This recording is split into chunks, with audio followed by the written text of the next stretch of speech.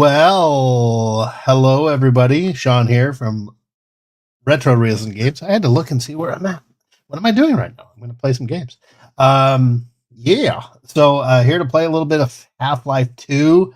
Not sure who's on. Oh, we got a few people here though. Hello. Hi, Putin's cat. And Gwagnar is here. You guys, let me know if you can hear me. I've got a kind of a new mic set up, and every time I go live, I think I need to reset my mic stuff. So please let me know if I'm too loud, too soft, whatever. Let me know. 5x5. Okay, thanks, Putin's cat. Yes, tonight we are going to play a little bit of Half-Life 2, as the thumbnail shows there. I do need to present the screen, though. Why can't I present it? Let me? There we go. There we go. Okay. So yeah, Miskatonic Madman is here. Hey, Putin's cat, I did see you in the Saving Star Trek stream early. You made a comment. Did you ever come back and watch the show?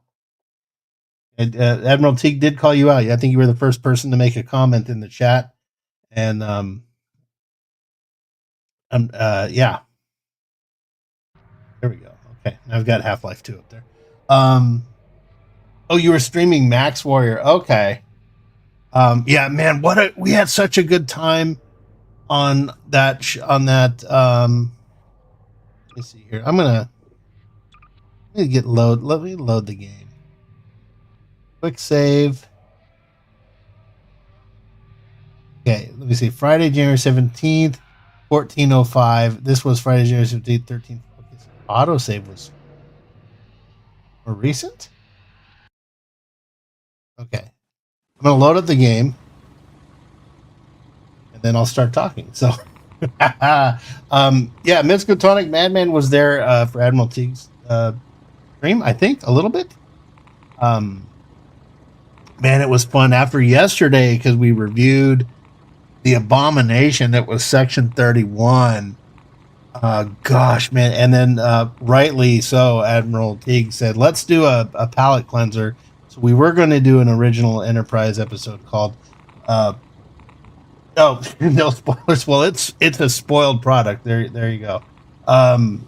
We were going to do a dead stop from Enterprise. Normally it would have been on the schedule, but we figured we would do an episode of The Next Generation, which is a favorite of mine and so many people, called Yesterday's Enterprise. And anyway, so I had what a great stream. It was a lot of fun. Had some new people on. Anyway, but yeah, now we're gonna play a little Half-Life. I don't know how many people are around, but we don't have to play Half-Life all night. And get into what else is happening. Miskatonic Madman, I fell asleep 30 minutes into Suction 31. Thankfully, I woke up to a hologram of Jamie Lee Curtis. Yeah, no kidding. She was all cuckoo. Yesterday's Enterprise is great, but a non-episode since there will be no captain's log. That is true. But oh man, it's one of my favorites. Probably my favorite episode to watch. When I'm in the mood for some TNG, I will throw on Yesterday's Enterprise. Yes, Jamie Lee Curtis has a cameo at the end of this thing. I gotta blow up some. Get rid of these guys here. Oh yeah, I'm getting beat up here.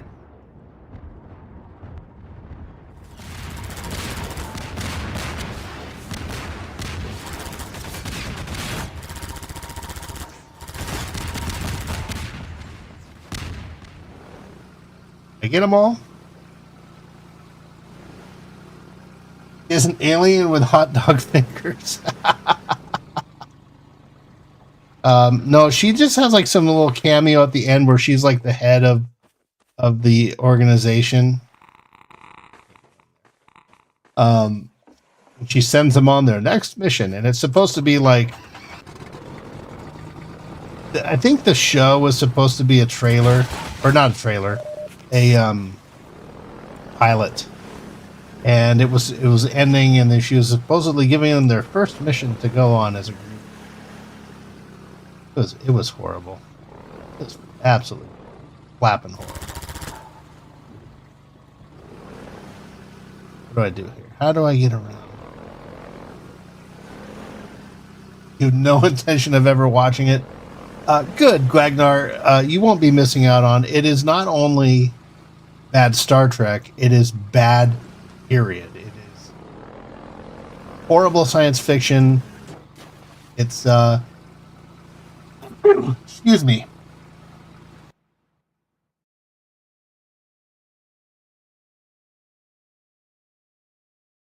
Sorry about that, folks. I had a sneezing fit. Here, let's save the game. They rip off from Dune, The Fifth Element, Aliens, Star Trek: The Motion Picture, Star Trek: First Contact, Happy Days. But literally every scene in the movie is a rip off of something else. I'm not kidding. Not kidding. It really, really is. I'm supposed to get my little craft here in here somehow. So let's go through here. Putin's Cat, did anyone ever see A Fish Called Wanda and then the same actors in Fierce Creatures? I would like to see. Oh, wow. Yeah, I have seen A Fish Called Wanda. It's brilliant. That was one of my dad's favorite movies. God, it's late. I'm sorry. Ah, here we go. There we go. I did have to walk in here. A Fish Called Wanda was so good. Kevin Kline is hilarious. John Cleese, Jamie Lee Curtis. Kevin Kline is so good. He's in another sleeper favorite movie of mine called Dave. Plays a guy that like impersonates the president and he becomes president, kind of.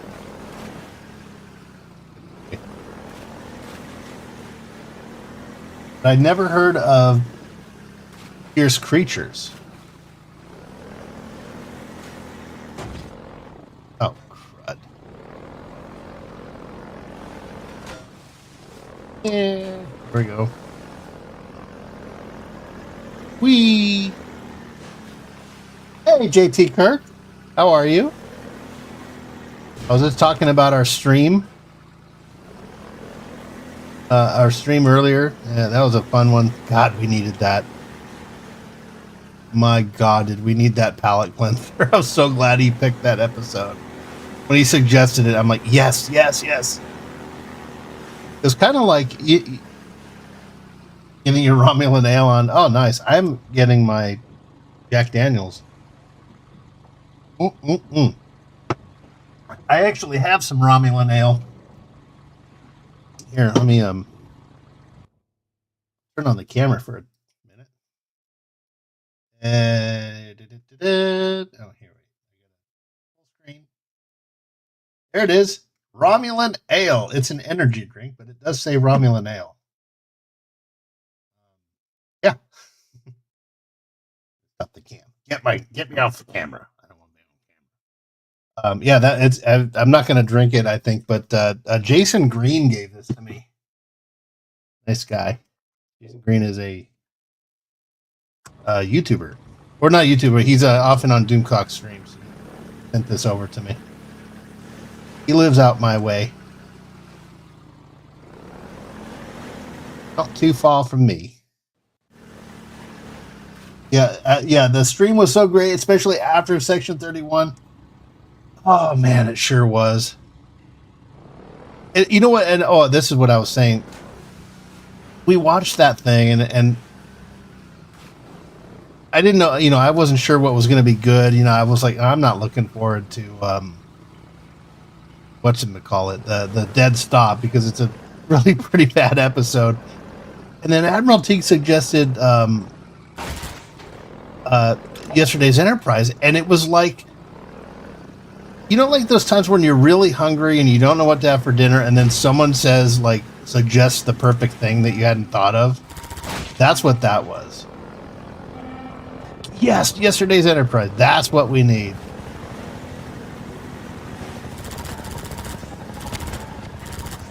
We gotta get rid of this helicopter.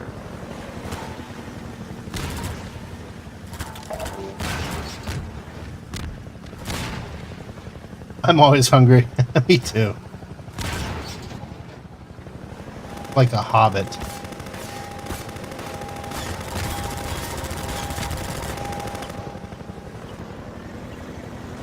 I have third breakfast, though. I don't have second breakfast.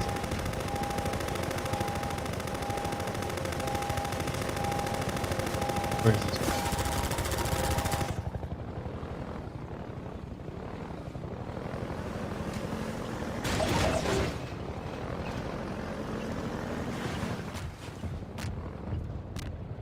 Where is he? Where is he? There he is.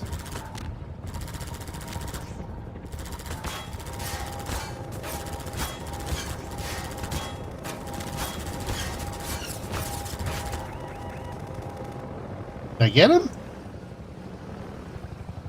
Oh, I'm so sorry, you guys. I am playing. There we go. Thank you for pointing that out. I'm like, duh. Oh, and I died. That just shows. Hey, Radioactive. Hello. Thanks, Buddy Hepburn. Sorry, you guys. I'm watching two monitors here. Yammering away. About that, yeah. I'm like, yeah. I'm. At least I was describing what was happening.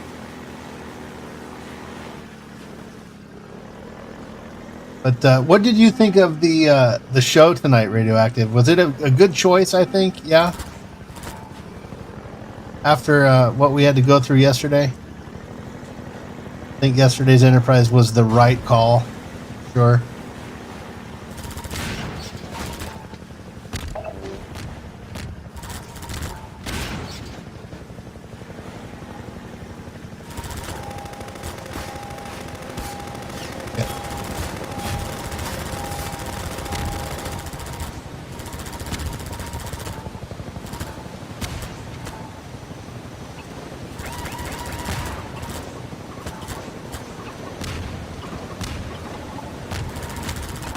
I think I got him this time.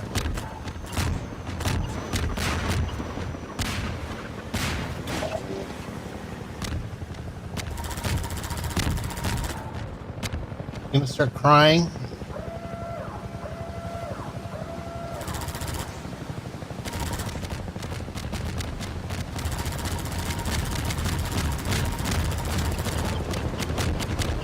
Yeah. Oh.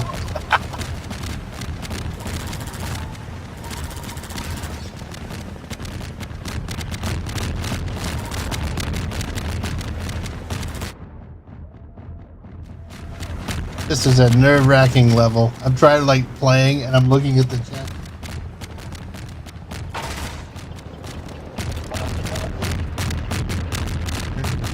Here. Yeah, get me out. Get me the hell out of here. Better with you people. I was joking. Get out of this room. I'll kick your dirt heads in. My Gene Wilder, everybody. Not open this door.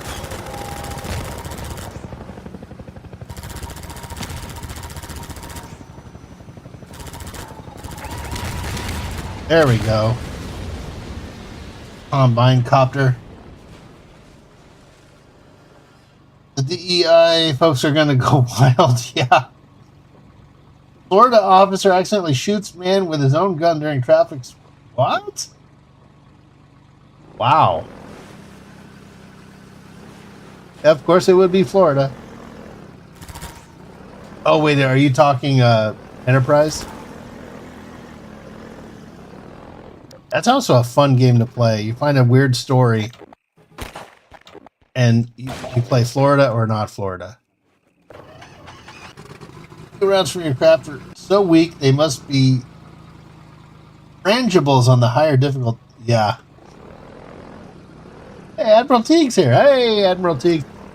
We were just recapping the show. I was saying, Admiral Teague, I don't know if you were here. I was comparing, like, when you suggested yesterday's Enterprise, I knew we needed something like a palate cleanser. You suggested that, and I attributed it to like when you're really, really hungry and you don't know what to eat for dinner, and then someone just suggests the most perfect thing, and you're like, yes, that's the only meal we can have. That's what that was.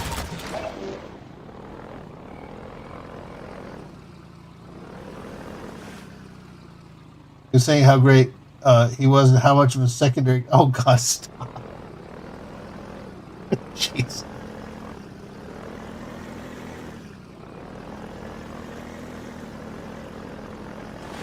Yeah, here. Where do I have to go now? Here, we've got the gate we have to open. Sometimes an admiral has to make a command decision. Yes. Go over this. Eee, right in the concrete wall. That wouldn't have hurt.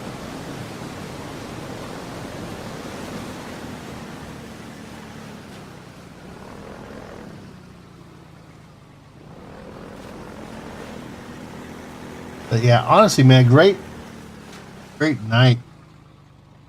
EOS shore leave. Oh, okay. I think yesterday's Enterprise was perfect because it tied into what we observed yesterday, and it did kind of. We needed to redeem Captain Garrett for sure.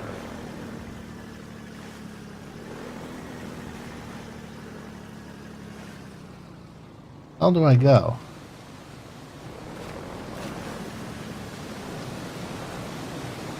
That thing? Or did I try to do that?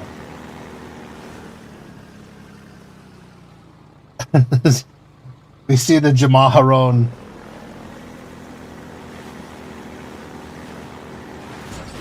Oh, Jesus. Where'd the frick do I go?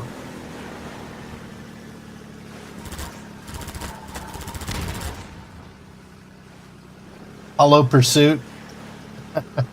I think this is where I go here. Yes. The ladder.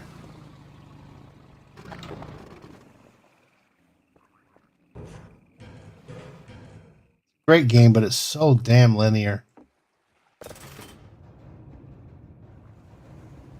Was it the conclusion of the panel last night? Section 31 was cobbled together from multiple episodes. Oh. I think it was cobbled together from a bunch of piles of poop. It was a quilt work of poop. I think that's what I put in my as the first time I ever reviewed anything on Rotten Tomatoes was today. I posted on X.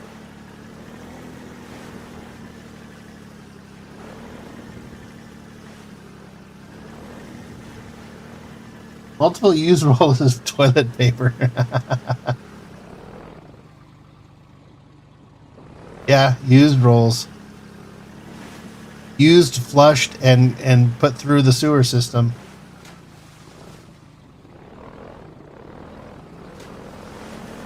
Where do I go now? I'm in a little jet car. Whatever I'm in.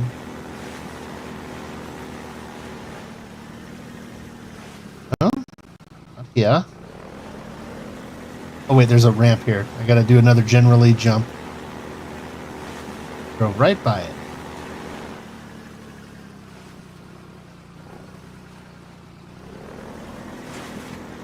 There we go.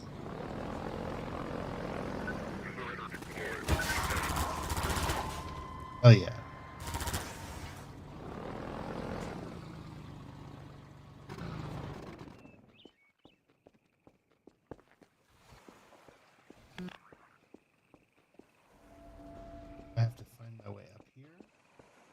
The overall impression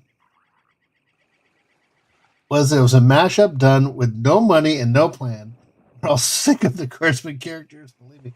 Yeah. We did have a good time, though. I knew I was going to be aggravated, but I had fun being aggravated. Like, I already knew going in how I was going to feel, so it wasn't like we were shocked.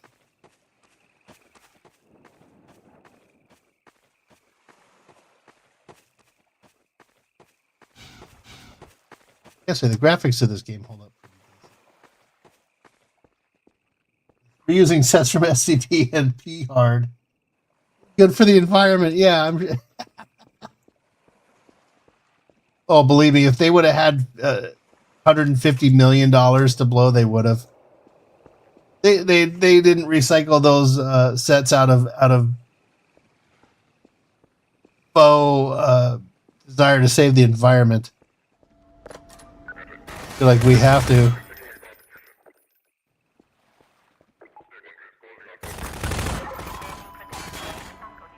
Let me get this guy with the 45.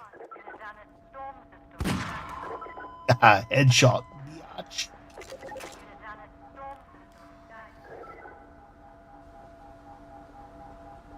Where's the button that I have to press? Well, you have to press a button. I'd get the buttons these days. My day. Hey, hold on. Admiral and JT, I'm going to throw you guys a link and Radioactive. Why don't we have a? But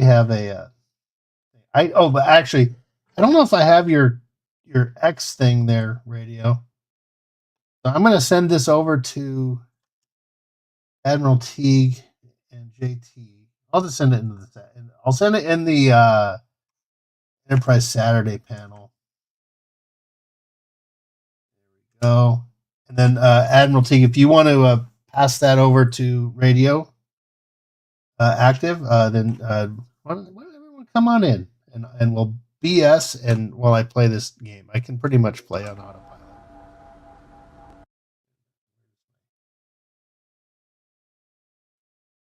There's my stream. Okay.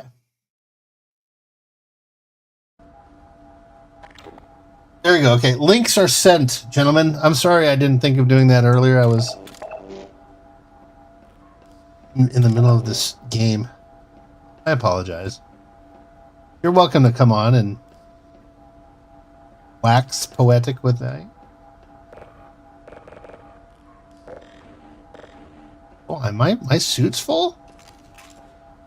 Nice. All kinds of grenades.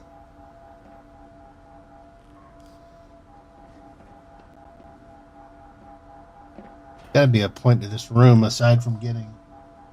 You're honored, but you're laying in bed at the moment. Okay, no problem. No problem. I didn't. You're of course welcome anytime.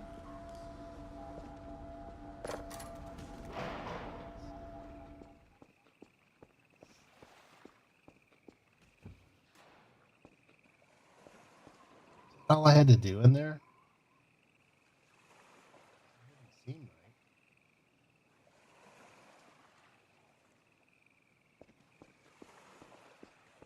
Don't show the phaser. That's another game I have to get back to, Elite Force. Oh, there we go.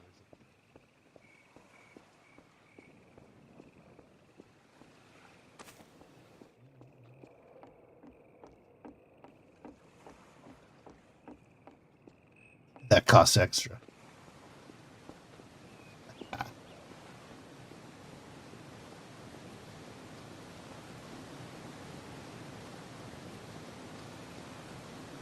Wait a minute.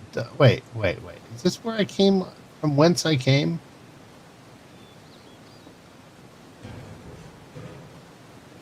No, I don't think it doesn't look like it. Ah.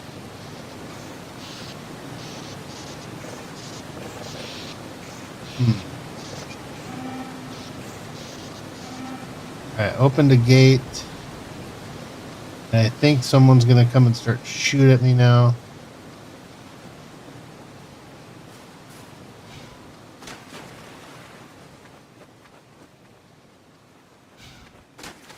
He's still making Elite Force 2 PvP server privately. If yes, we should play. I don't know, JT. You might be able to because I have it on GOG. Should be able to. Oh, Admiral Teague's here. Hello, Admiral Teague. Hey. How are you? It feels like I just talked to you. Right? It's only moments ago. Yeah, let me turn down the. Yeah, I'm going to turn down the volume. I'm hearing myself, but I might have a browser open. You may, because I'm using headphones. Checking. It's kind of the same echo I heard through the show today. Really? Yeah. I was just listening to the show, though. There's no echo. You're hearing an echo there, JT? Because I'm hearing the echo, and it's after I'm talking. It's exactly what I heard during the show. And let me leave and come back. Oh, okay.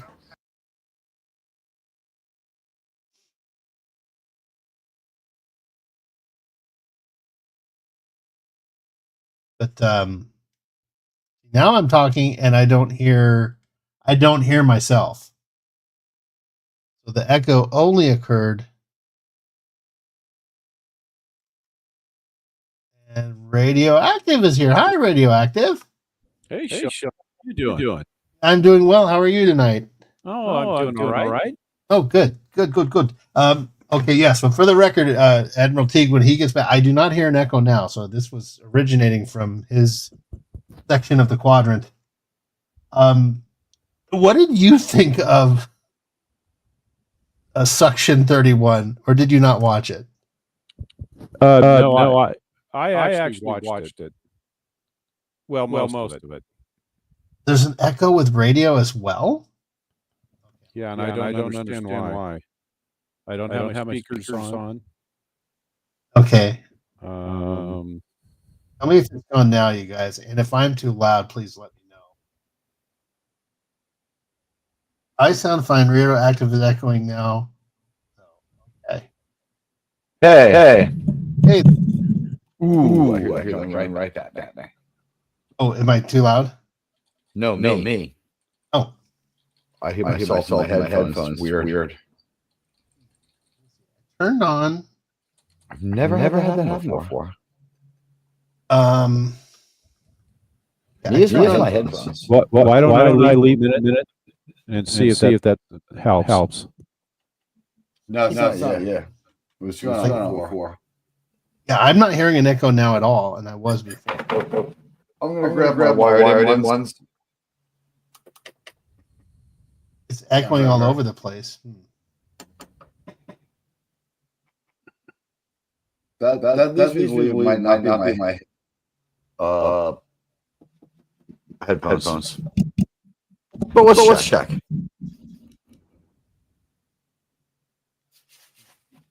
Because I'm using a headphone. I'm going to remove myself from the stage here.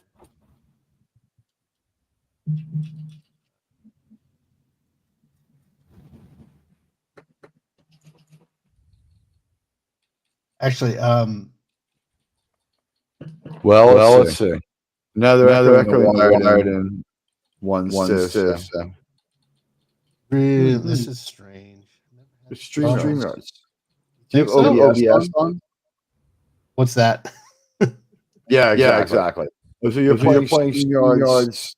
You're playing video games through StreamYards. Yeah. Well, I'm just sharing my screen. Here's the thing. Yeah, it works. Let me see. Let me remove the thing. I've removed the game, and now everyone tell me if we're still here. It's gone. Echo's gone. It's fucking gone. Com check 1 2 3. Put my normal headphones on. Com check. I hear you, Radioactive. No echo. Can you hear me? No, I don't hear any echo. Let's hear from the JT chat. says no more echo. Good now, Miskatonic says. So, Solution might be turning the volume off on the gameplay. Maybe that's it, because I tried to. Might be rumbling through the gameplay back to us. I don't know. Definitely that was the active antagonist there.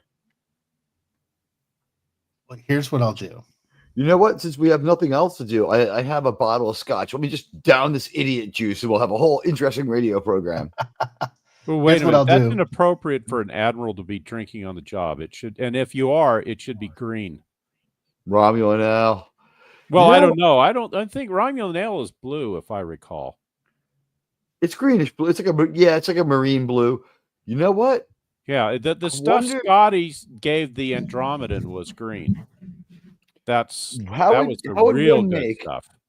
How would one make a Romulan ale? It's clearly liquor, not beer, right? Well, yeah. Oh, yeah. It's definitely hard liquor. Let's look it up.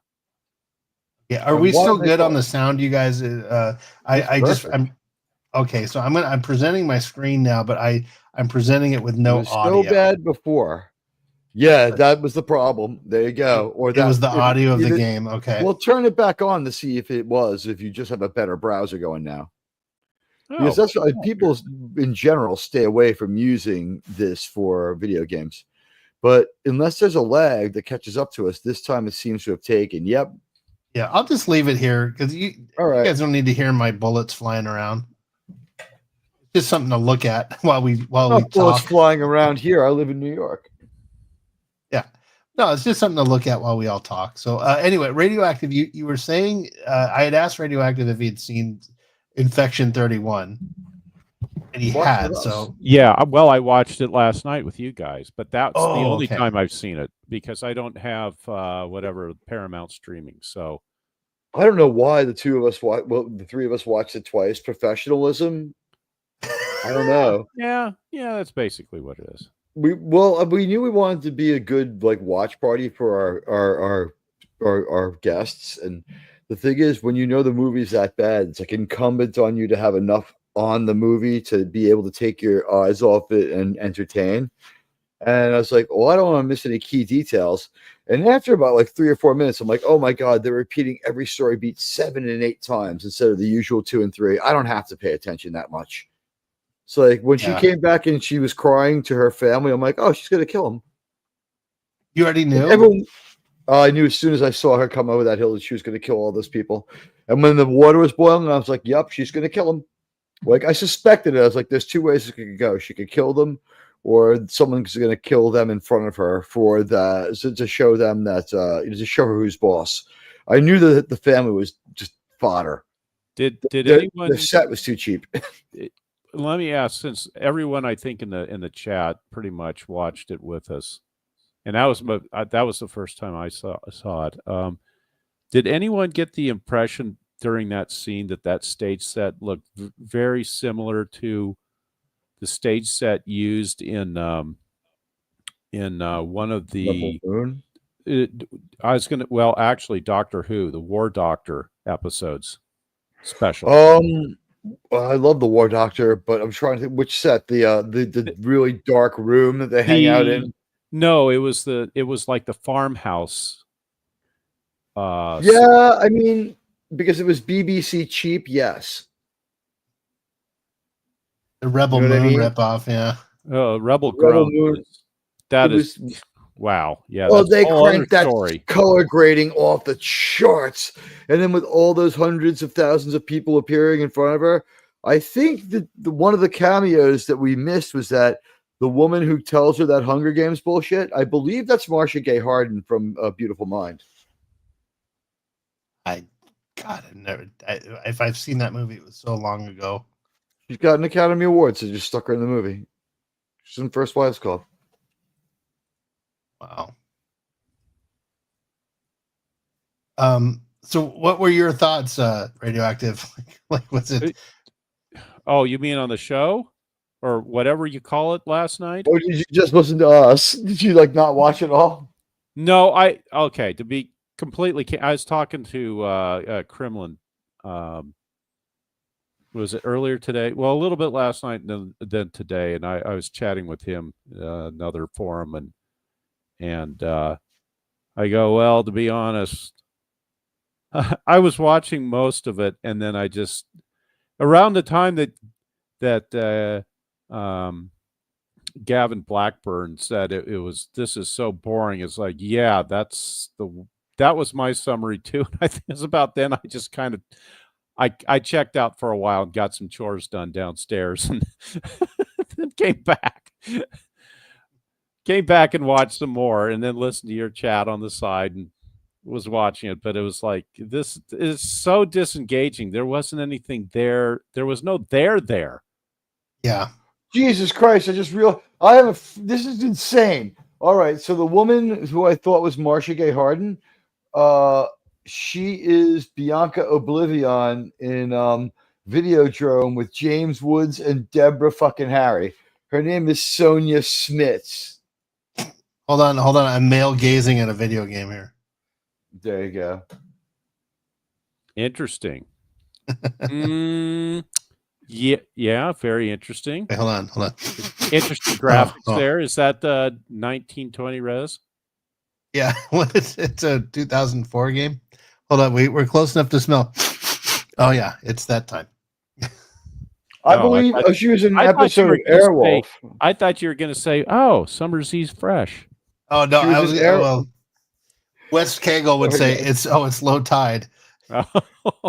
This chick was in Airwolf and The Fall Guy. She must have been something back before electricity.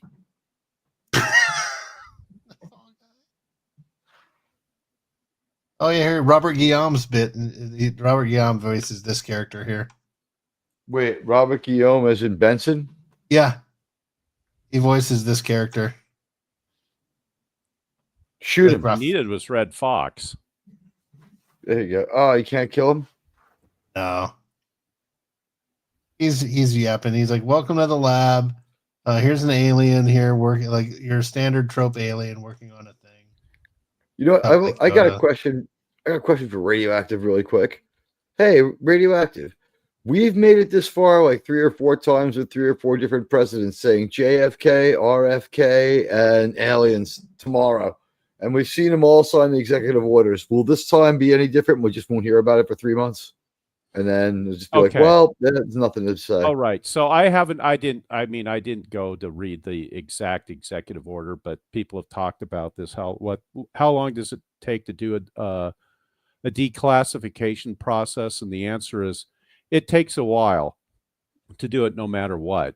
So there are certain things they'll do. And you got to keep in mind, well, first of all, let me just say, I'm glad they're going to finally effing release this stuff. It should have been released. Well, the JFK stuff was resealed by Congress. So to be honest with you, I don't know if that figures in too. No, so he might have to undo the congressional resealing. I don't know how Congress can reseal it because the Assassinations Committee reconvened. Well, here's the thing: if it's files under the executive branch and it's let's just say, put it this way, it didn't reseal it. I'm sorry, it extended the stuff that was still sealed for 75 years more.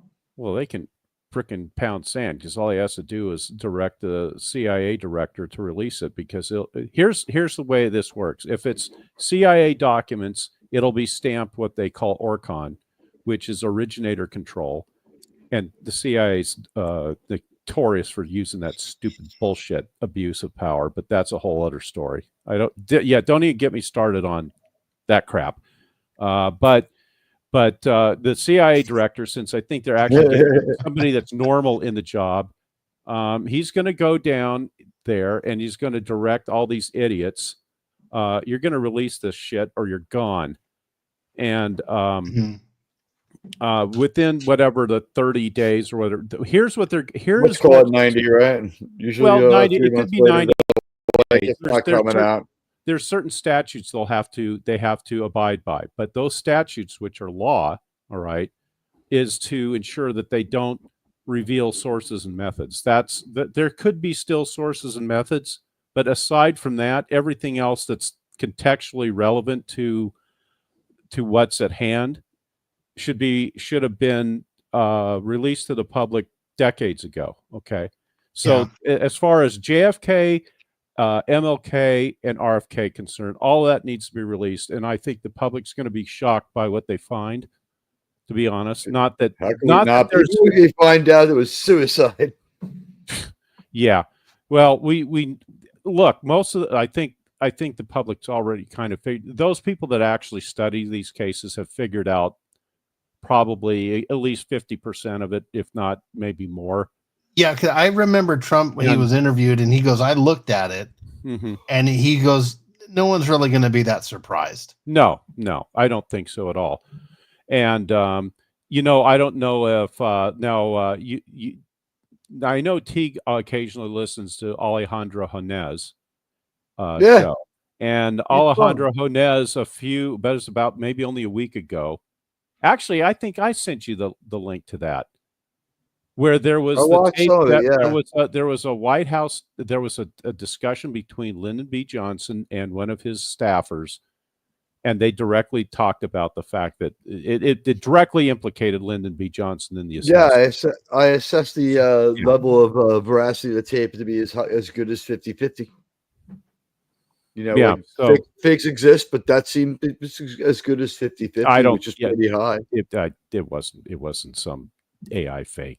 That's for sure. No, I'm not calling it that. If it was a fake, it was like two voice actors. You know what I mean? It was well done. Oh, it was an authentic audio. No one conjured up an AI fake of their voices. No, I think it's like, first of all, like the sound quality was what you'd expect. You know what I mean? It was what you'd expect from the time period. It was not ideal for the time period, but it wasn't the worst either. So, like, if it's fake, and I'm not saying Honez faked it, I'm saying he could have, like, you know, he could have bought this in good faith.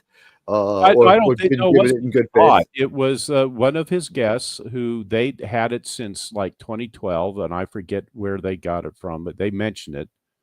If maybe it was out of, frankly, could have been out of the Lyndon B. Johnson presidential archives for all I know. I don't recall, but you could go back and find it for those that are interested. Within investigative journalism, like there's no real knowing the chain of custody if it's real media or, you know, independent media. But yeah, no, I mean, I think 50-50 is pretty high considering what they were alleging. You know what I mean? But yeah, the audio is real. Like somebody voice acted that. I didn't sense any like, say, computer generated noise. Like they seem to have, like, someone had period equipment. You know what I mean?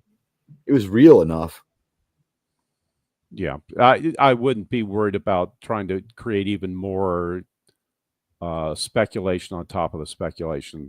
You're going to get the real stuff, at least on those things. So that aside, then you asked me, what was the other one, the UFO thing? Yeah, that's all a bunch of horse shit. I flat out fucking say it. I've been studying this. Well, first of all, okay, are high-speed drones fooling some people? Are high-speed drones that humans couldn't fly fooling some people? It's like, no human could do it. I'm like, well, a drone could. Most of that's going to be drone work, but there may be some other types of things that they're implementing. But this is a deep psychological operation that's been in play for probably 40, 50 years.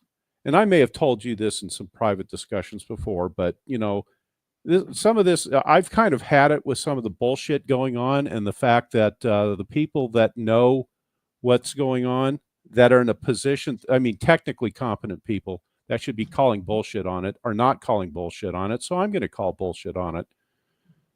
When I first got into the game, one of the things that happened is that everyone was the same way everyone else is. Hey, we're finally going to find out what all the UFOs and Martians are.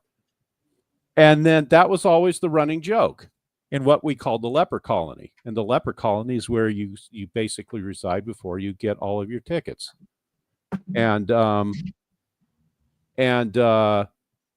bottom line is that then you get in, you find out what's really going on. And then you go, wait a minute, this is it? And they go, this is it. Well, where's all the cool shit? You're looking at it. No. Where's the cool shit like you see in the movies? No, you're looking at it. That's in the movie. Go to a movie. Yeah. Oh. Well, this isn't that sexy. No, of course I gotta be honest. That's reassuring. Stuff we have is practical. Stuff we do is practical. As far as all this stuff, they're Martians going. No, they're not. Look. For those that pay attention to this stuff, you heard about some of the declassified documents, probably, I think, from the 60s, about a project called Operation Bluebeam. Now, for some reason, there's probably some compartmented activity that's doing something similar, and they got that in the back pocket, and now they're trying to release it, and they're weaponizing it against the American people, and it's a bunch of crap. And I think I've told you this before in more just one-on-one conversations with you, Teague. One of the old jokes we always had on the inside was that, you know what, UFO stuff was always the best cover story we never had to invent. And boy, it worked. President so Sheet and his fucking wife. cheap. Look at these pictures. It's so cheap. It's like it doesn't cost us anything. You know how hard it is to come up with cover stories and to actually protect national security secrets? It costs money, and it takes time and lots of planning. The Roswell story is really interesting. The government's take, that the guy was trying to make it look like a fake so that they would leave alone like real stuff. That's so believable that would get it, that could happen and get out of hand. It's like, you know what? Cover it up. It's like, okay. It was like, how? Whatever you can come up with, just anything's better than truth. Anything. It's like, okay. By the way, stop male straightsing her, Sean. Sorry? She looks like, stop male straightsing her. Male gaze just defeats the purpose of why we do it. And what is with? I do not think she's supposed to be for our pleasure, or is this an older game? So she's just an older game. Okay. There you go. She's cute though. Shoot her in the face. You can have her now. Oh well. Anyway, go ahead, Radioactive. Oh yeah, sorry, I had to reply to JT Kirk on there. No, just to further the point I made in the chat to JT. No, my only interaction with Doomcock has been like 99.9% of everyone else, which is just a little bit in the chat and send him a super chat every once in a while. But I did watch his Exozone, and I watched Cardinal Sin show Into the Fringe. And it is, look, and Piercing the Veil was the other one. I've always had a fascination with the subject myself since I was about 4 years old. I remember this one time I came across, this is in elementary school, I came across this book on UFOs. And of course, this is also the same time I'm watching Star Trek and everything. Oh, wow, a book on UFOs. And I kept checking the damn book out. And the 10th time I checked the book out from the elementary school library, my parents got so pissed off at me. He said, is this the only book? Can't you find any other book to bring back home to read? It was like me checking out the book, the stamp, and it was always me that checked out the book. So I've had a fascination with the subject for a very long time. But the things that you see in a lot of these cases, and I've looked at a lot of the cases. I've got books on my bookshelf dedicated to the UFO stuff, and but you got to keep in mind, the way I look at it now is not the way I look at it when I was a kid. I look at it as one from a professional military perspective, and two, as a professional scientist and engineer. And I look at these things, and I'm looking at this stuff, and I'm going, boy, this sounds a lot like something else. Like you hear about these cases where these people have been brought into some vehicle and they're under study, but then it's like, wow, it seems like these guys are being maybe subjected to some sort of aerosolized drug, maybe hallucinogenic or something else. And then I stumbled across an interesting talk just about in the past couple of years. It's like only the past 2 years or so. And there's a discussion by somebody you guys have heard of. Dang it, who's the author? Hangs out with who's the dude that does the Ancient America show on Netflix that got everyone all spun up? Oh, Graham Hancock? Graham Hancock. So Graham Hancock is doing this conference in Colorado, and he starts to talk about some of the things associated with the rituals in South and Central America associated with ayahuasca. And he starts to go into what these people on ayahuasca experience. And for whatever reason, he brings up the fact that these people are seeing a lot of these so-called gray aliens and stuff during their experiences on ayahuasca. Mm-hmm. And all of a sudden it's like, click. I see what's going on now. These people that are experiencing, especially in the United States, they were experimented on with an aerosolized version of the core ingredient of ayahuasca, whatever that hallucinogenic chemical is. It's not, I don't think it's DMT. It's something akin to it. And yeah, I think this has been, there's multiple things going on. Okay. There's multiple projects, and not everyone knows what all these other projects is. I mean, one of the key principles of compartmentalization is to basically, it's done this way on purpose. The left hand does not know what the right hand is doing. The only people that know are the people above that. So think of it like a pyramid. You got blocks of the pyramid, and as you go up the pyramid, there's fewer and fewer blocks, right? So compartmented programs are structured in the same fashion. So people down working these things way down at the bottom of the pyramid don't know what each other's work is, so they can't connect it all together. Okay. Only the people at the very top can. And that's what I think is going on with some of this stuff. And you always, let me put it this way. What do you always hear about the UFOs and the visitations by these so-called aliens? You're always hearing how nuclear weapons are bad. This is the common thematic. It's like if you string it all together, it reads like a bad sci-fi movie.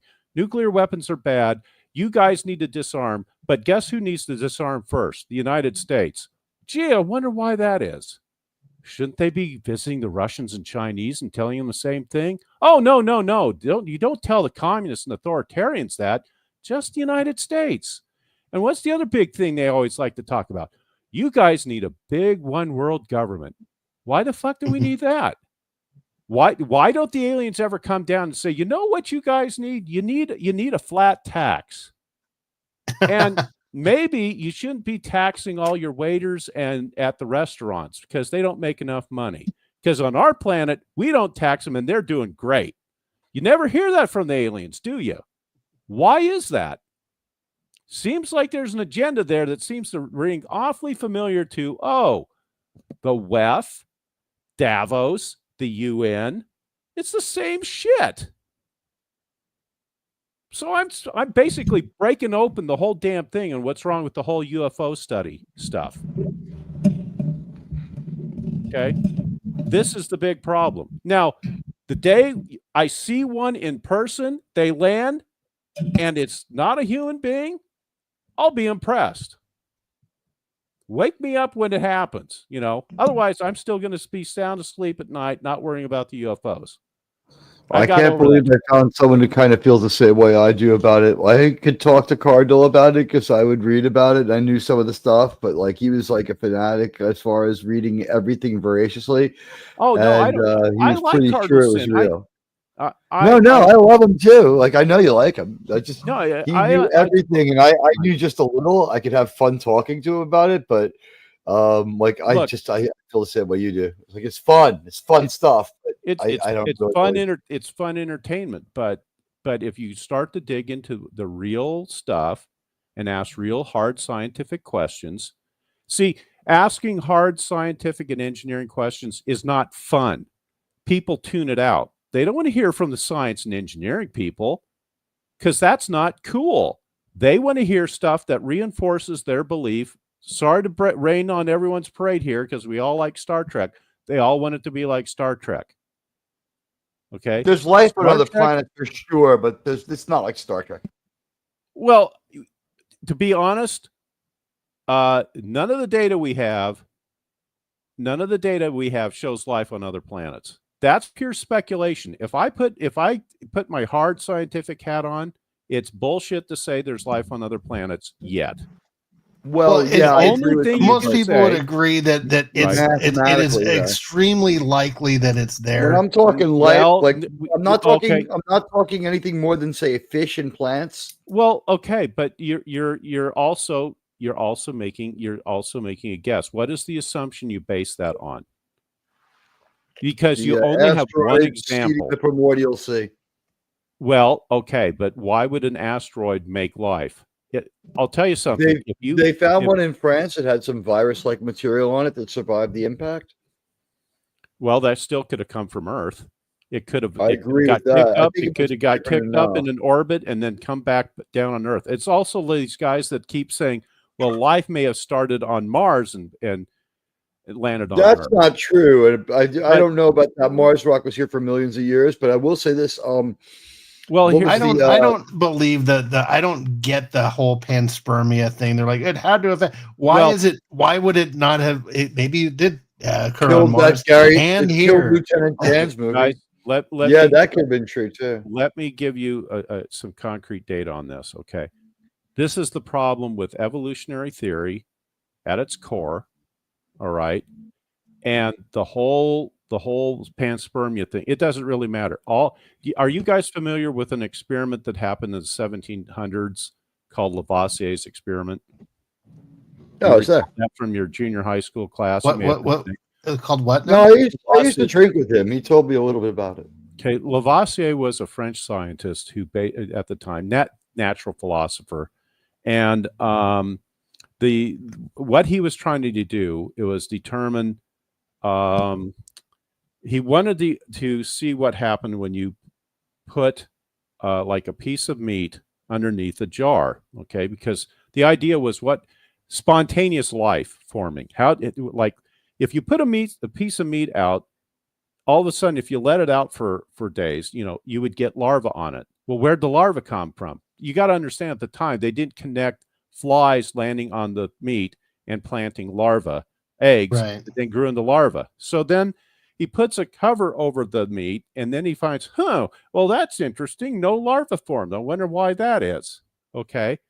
And so this whole idea of spontaneous life creation came about there. So then they start saying, well, that can't be that. And he finally figures out, that it's connected to the life cycle of the fly. Well, all we've done with all of evolutionary theory is kick Lavoisier's experiment down the road 4 billion years. Okay. But here's the problem with the whole thing associated with, lightning came and it created the amino acids, and the amino acids just magically formed DNA and RNA. Well, no, it doesn't, because DNA and RNA, for one, even if you accept the amino acid experiment from the 50s as fact, which it's not, it was actually disproven to have been based on faulty assumptions about the Earth's early formation. But aside from that, you can't just take random molecules and then they just self-assemble into information. Okay, they can assemble into more complex molecules, but that doesn't result in information. DNA and RNA are a programming code, and they have information embedded in it. It's like this. Let's say you take a coin and you flip it. Okay, take your cord and you flip it. One side is head, the other's tails. But let's say the other side is 1 and the other one's 0. So now you got a binary code. And I'm just going to flip this thing. Okay, at some point, I'm going to come up with a string of those things that results in, say, the ASCII letter A, the ASCII code for A, or B or C, right?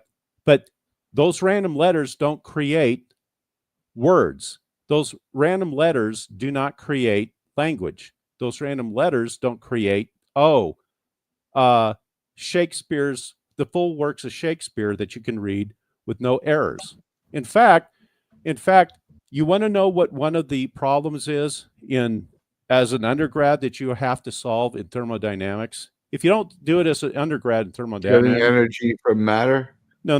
You just hear me out. It's called the drunken man problem, also known as the random walk problem. Okay. It is known in the math department as the binomial theorem. Okay, and that's the basis set for solving it. And when you solve the random walk problem and you extend it out and say, okay, what does it take to create for? Sometimes the problem is couched as a drunken man problem. Other times it's couched as the monkey on the typewriter. How long will it take the monkey to type out the full works of Shakespeare? Okay. all in a row. What's the probability that he's going to do it, and how long will it take? Well, when you work the problem out, the time it takes for a monkey to do it is on the order of 10 to 100 years, 10 to the power of 100. It's Now, a Google, isn't it? It's a Google. Okay. Now, how long? Right, but if we leave a monolith by the monkey, yeah, but where's the yeah, exactly. You leave a monolith by the monkey, which represents an external intelligence, which then manipulates things. See, this goes right back down to the core of the problem. Okay, you can't get all this information stored in things the way people think you can through random processes. If you take the problems of the random walk problem as it's couched within the context of the monkey typing on the typewriter, okay, right. 10 to the Google years. Monkey theory plays into a lot of this. Well, you got to listen, hear me out, Teek, so I can walk everyone through this. Okay, the universe by the standard cosmological model is on the order of 10 to the 10 years at best. Okay, 13.8 billion or about. Yeah. So that's So in scientific notation, so that's 1.3 times 10 to the 10th power, right? Okay. So 10 to the 10. Well, 10 to the Google is not say 90 times that. Okay, that's not the way it works. It's 10 to the power of 90 bigger than 10 to the power of 10. Most people don't understand these numbers. I mean, frankly, scientists and engineers, we work with these numbers all the time, but those numbers are so big that it defies your common experience. Okay, you can't fathom. You can't fathom these numbers. Okay, 10 to the 100 years. If you take the standard model that assume the Big Bang, okay, so just assume it. I'm not going to get into anything about any other options on the table, but if you assume that model to be correct, just go with that. The time it takes for the monkey to type out all the works of Shakespeare, 10 to 100 years, the universe already has experienced heat death by that point. Now think about this. Right. Yeah. Okay. Now apply the works of Shakespeare to DNA and RNA. And I can tell you that the data contained in take the fly or take an amoeba, the amount of complexity within just a single cell, whether it be a single-celled organism or the cell of a multicellular organism, and people are multicelled organisms, is so complex that it's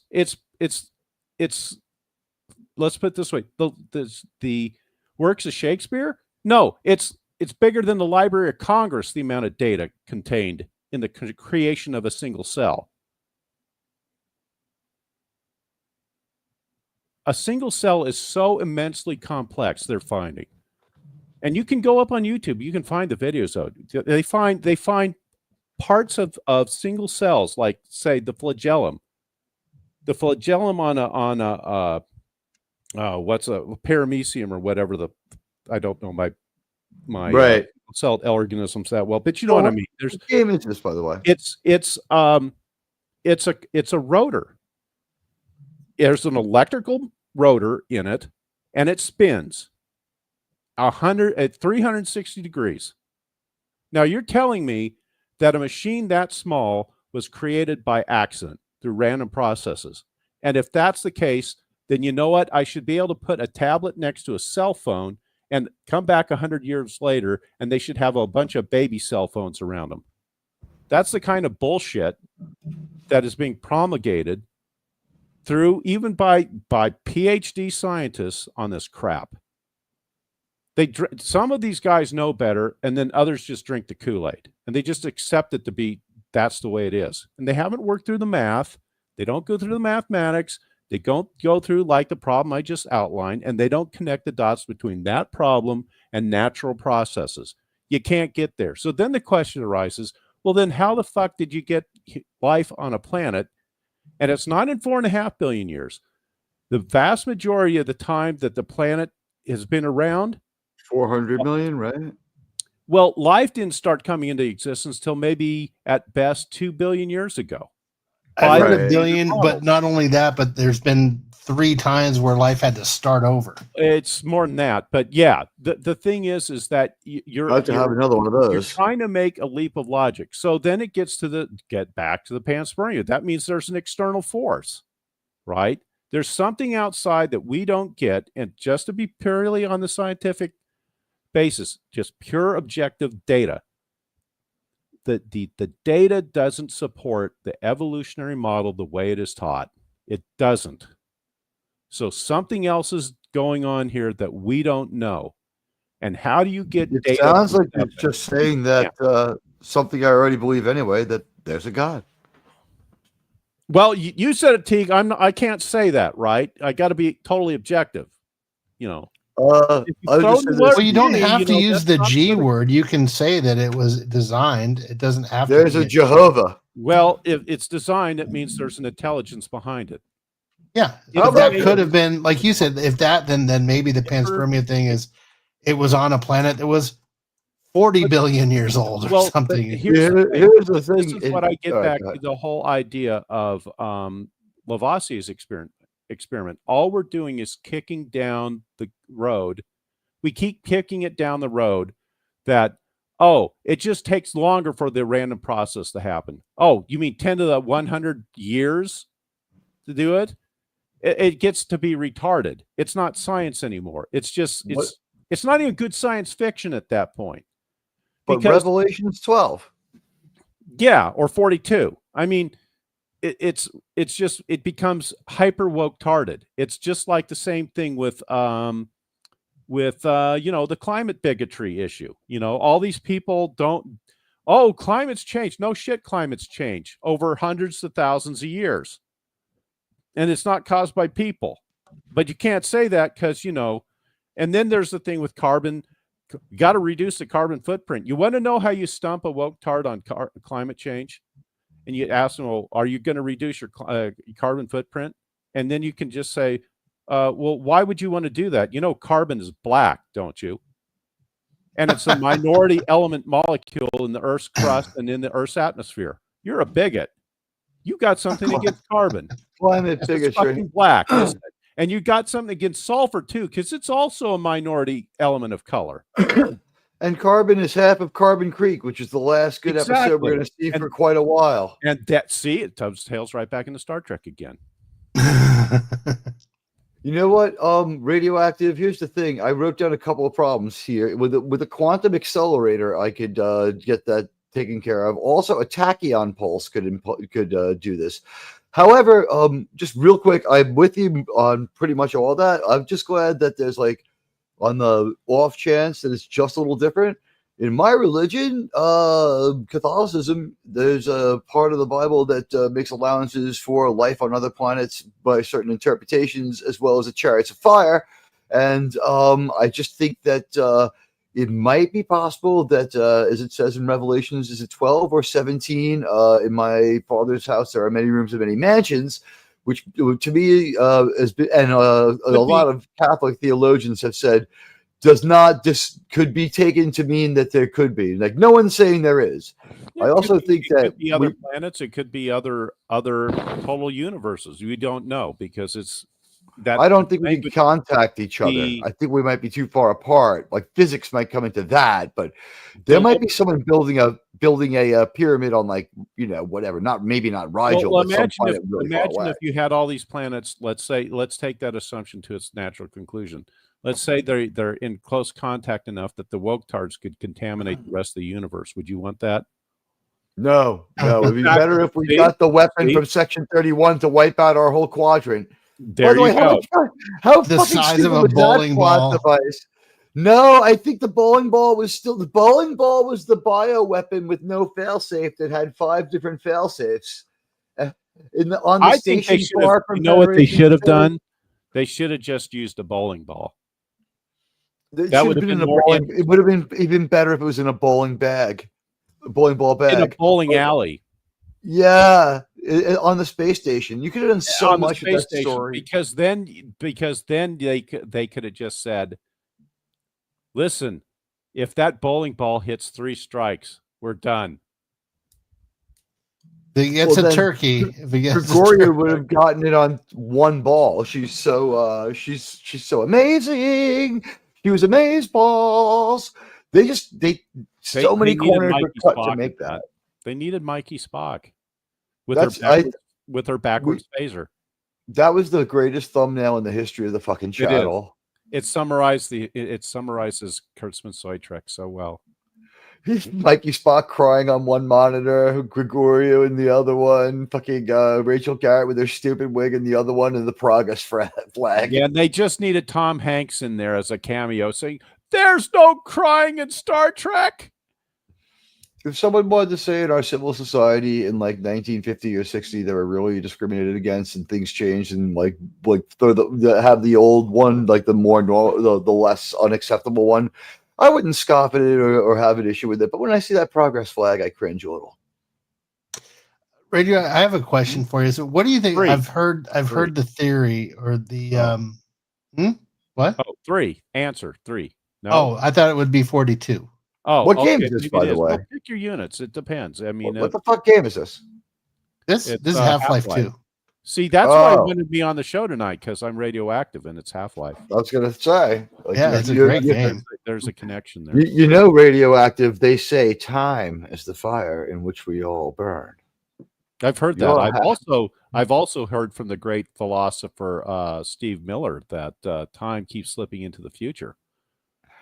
Famous unknown fact about Steve Miller. Time is the fire in which we burn. Time is the fire in which we all burn, Captain Picard. So anyway, yeah, my question was, I've heard a lot of people talk about the possibility that we may be subjected to a false alien threat in order to wrest more control. What do you think of that theory? They're pouring over the border every day. It's not false. Yeah. Yeah, you mean undocumented off-world Americans is what? Yeah, exactly. Yeah. Because it makes sense. It makes sense. Xenomorphs are dreamers too, right? Xenomorphs are dreamers too, and they should be afforded all the rights and privileges that any other U.S. citizen are afforded. I mean, just because they want to plant eggs in people's bodies and then spawn out little baby xenomorphs, I mean, hey, that's their lifestyle choice. We shouldn't be so judgmental. No, what I was talking about earlier, Sean, with Operation Bluebeam, that's effectively what it is. The idea behind Operation Bluebeam was, in fact, to imitate like an alien landing or UFOs would come down and do this, and they worked on all sorts of different ideas for it, and allegedly, and I guess it was, I don't think it was a DOD thing. I think it was, yet again, clowns in America because they got too much free time on their hands. Yeah, this idea was you leverage that to, as you've already succinctly figured out, to, cede more rights away from the people and give it to the government, right? It's one of these. It's one of these problem, reaction, solution concepts. Do you think that thing presented itself to them? Like, hey, look what we can do.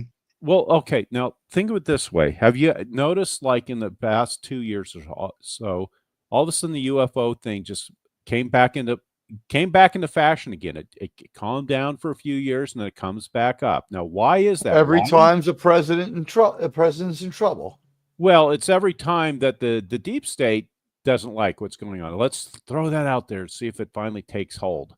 And then they have some hearing, and then they say there's nothing. You learn nothing, and well, of course, because there's nothing there. Look, think of it this way: you guys probably have seen that movie, dang,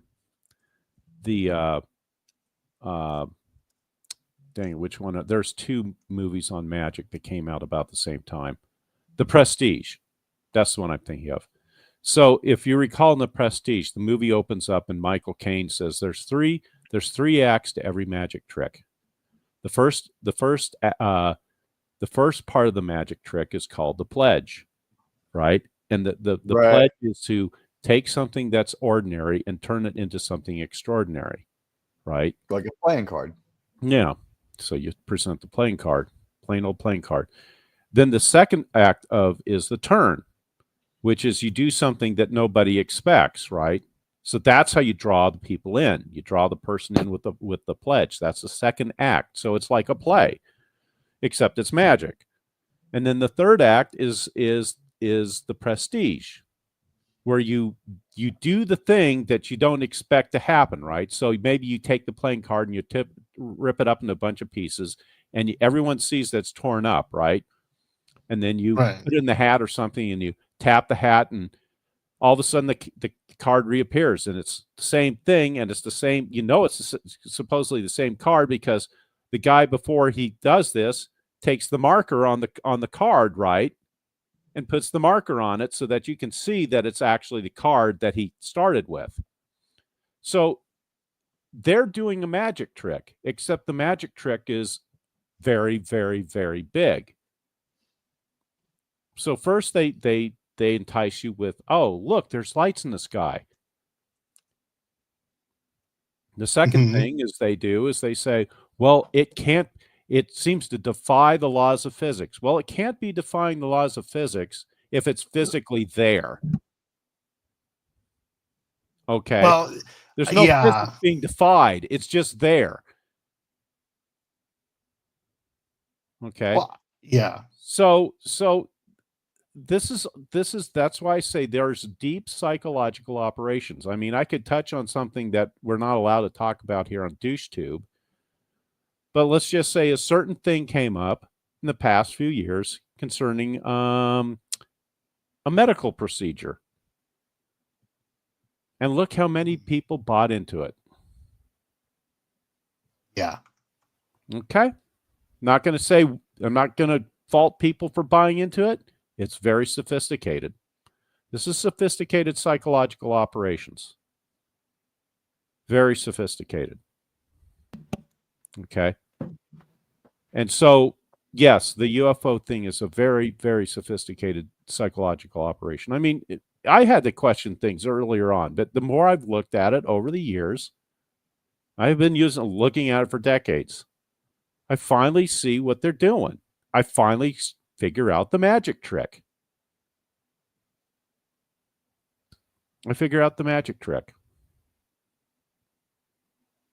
There's another possibility. Well, there's always a bunch of them, that there is some weird stuff, and there's like, hey, let's make use of this. There's stuff we don't understand. We're going to use it to our advantage, which would track with standard operation. Yeah, well, there's some of that too. Look, for a long time, there were lights that were seen above thunderstorms, and they were these blue and red lights, and people would report them. And they were rare enough that you wouldn't have these reported all the time. And you would see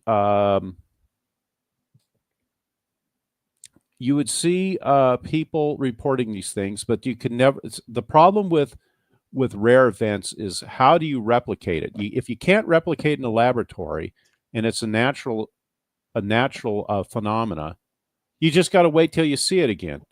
Well, as I can't believe that. So, just to give people an idea, the one thing that they can't replicate, or if they did, it's been recent, they can't replicate secondhand smoke giving people cancer. There you go. But with the case, what I'm talking about with respect to these lights got a name. They were called sprites. Okay. Well, it wasn't until I think it was in 1994. It was a 1994 space shuttle mission. They had the appropriate cameras on board, and they were observing storms. And they finally caught these dang things as the shuttle was going around the Earth on the night side, or it was like near dusk, near the Terminator, and they caught all this stuff on videotape at the time. They were using digital tapes at the time, I think, but they got video of it, and they bring it back down, and sure as shit, that's what everyone was seeing. Right? Real quick before you continue, I just want to say hi to Wes Cagle, who just showed up. That's right. Hi, Wes Cagle. Nice to see you. Okay, sorry, I just didn't want to ignore him for too long. No, I hear what you're saying. But anyways, that's a classic example of things that were associated with UFO phenomena that turned out to be a natural thing. Okay. Now I'm aware that of these cases, like the case of Commander, I forget his name. Braver. Yeah, of the Navy, right? He Yeah. was the FA-18 pilot. Mm-hmm. I don't know what they were seeing. I wasn't on the flight. I've seen the footage. I've looked through it, or at least what they've revealed to the public. But there's some stuff that's problematic, and it's not his fault. Okay. One of the problems is that the footage that they show isn't necessarily everything from the start of the mission to the end of the mission. It's only what they want you to see. See, this gets back to a magic trick, okay? And he doesn't necessarily have to be a part of that. He's not necessarily he could be the useful idiot, as they say. Yeah, I was gonna say, is there a chance they set him up? Well, it's not a matter of setting up. He's just part of the stage. I mean, yeah, they use. No, not set him up, but you say, hey, we're gonna do something until someone says something, and they're not believable. Well, they're not even going to do that. They may not have told him what it is or whatever. But I listened. I mean, they're keeping him in the dark, knowing that if he sees something, he'll seem more credible. Because plausible deniability kind of thing. Yes, I don't know what that was going on, but here's what I saw. Well, he comes off as honest. There's certain signatures that I'm not going to go into because I don't want whoever is running these things to realize there's people on the outside that can see the tell. There's certain signatures and that stuff. There's physical signatures that I'm looking for, and it doesn't match up. And it doesn't match up. It's not. There's things that are what I'd call the tell that proved that I could prove if I were called before Congress, I would show them. I'm now convinced when Radioactive's AFK, he's like actually just like turns off mutes the mic and has to like casually go outside like the window and like kill a couple of ninjas. And it's like, all right, so anyway, back. Oh, the good old days, Teague. Yeah. Yeah. The good old days. What's his face? Critically thinking and drinking did the best version of an ex-person's apology he could do. What was that? I posted a meme saying that he was definitely probably drunk, and then also like sent like a couple of things to me in DMs, and I was just like, I was just surprised how fast it got out of hand, considering the worst case scenario was that someone's boosting a video game without breaking any laws. Yeah, well, there's that too. Yeah, who knows? Maybe Elon was thinking of buying Blizzard. And maybe, maybe if he bought Blizzard, it would be better. I don't know. The only way I got anywhere with him was I said, like, if he bought us back this freedom of speech, like, isn't freedom of speech part of it to lampoon him? And has he not been lampooning himself? So, like, we can talk about a real story. We sourced it. Yeah. People can say like whatever they want about the guy who said it. Maybe he's a grifter. Here's the irony of that thing. Free Hong Kong, huh? So, Elon likes games. Nothing wrong with that. But here's where Elon made the mistake. Elon goes like on Joe Rogan, and he's said this, I guess, in other forums. He goes, "I'm one of the best players of XYZ in the world." Well, the people that actually play the game at that level are going, really? And then they start listening to the way he's talking about it. And then they watch his videos, right? That he's posted on X, and they're scratching their head going, no, he couldn't have got to this level by this point, because it takes this long to do it. And you got to go through all these steps and everything else, right? So they called bullshit on it. Asmon's was just reporting on it with respect to the player base of two games, Diablo 4 and Path of Exiles 2. And they all just universally agreed, no, Elon's doing something else. Then Elon finally fesses up to the fact, okay, I got somebody else that I get whatever stuff from on the account. And yeah, I'm playing it over on the side, but I don't want people to know what my account is, which is fine. Like, he wants his privacy. I totally get that. I mean, he's got things to be worried about. And then you know, the one person in the chat gets all bent out of shape that we reported. That's this whole other side quest. But, you know, if Elon gets caught, here's the irony. Elon gets caught by Asmund and these other people, or Asmund reports on it being caught by the player base of these two games. And he divulges all the DMs, like making it seem pretty true, and looking like a little bitch. Yeah, he looks really stupid. He gets all pissed off at Asmund, and he had, I guess, I don't know what you do on X. You friend him. He has time to celebrate like the Trump victory and be going off about that at the same time. It's like they're overlapping. It's crazy. Yeah, it's stupid. It's like, and Asmund summed it up best. It's like he goes, you know, he goes, I don't have anything against Elon. I agree with him on a lot of issues. And then he goes, you know what? In about 6 months, I bet you, this is what Asmund said on the one video. He goes, I bet you he's going to come back. He'll friend me again. He'll put the blue check mark on or whatever, and everything will get back to normal.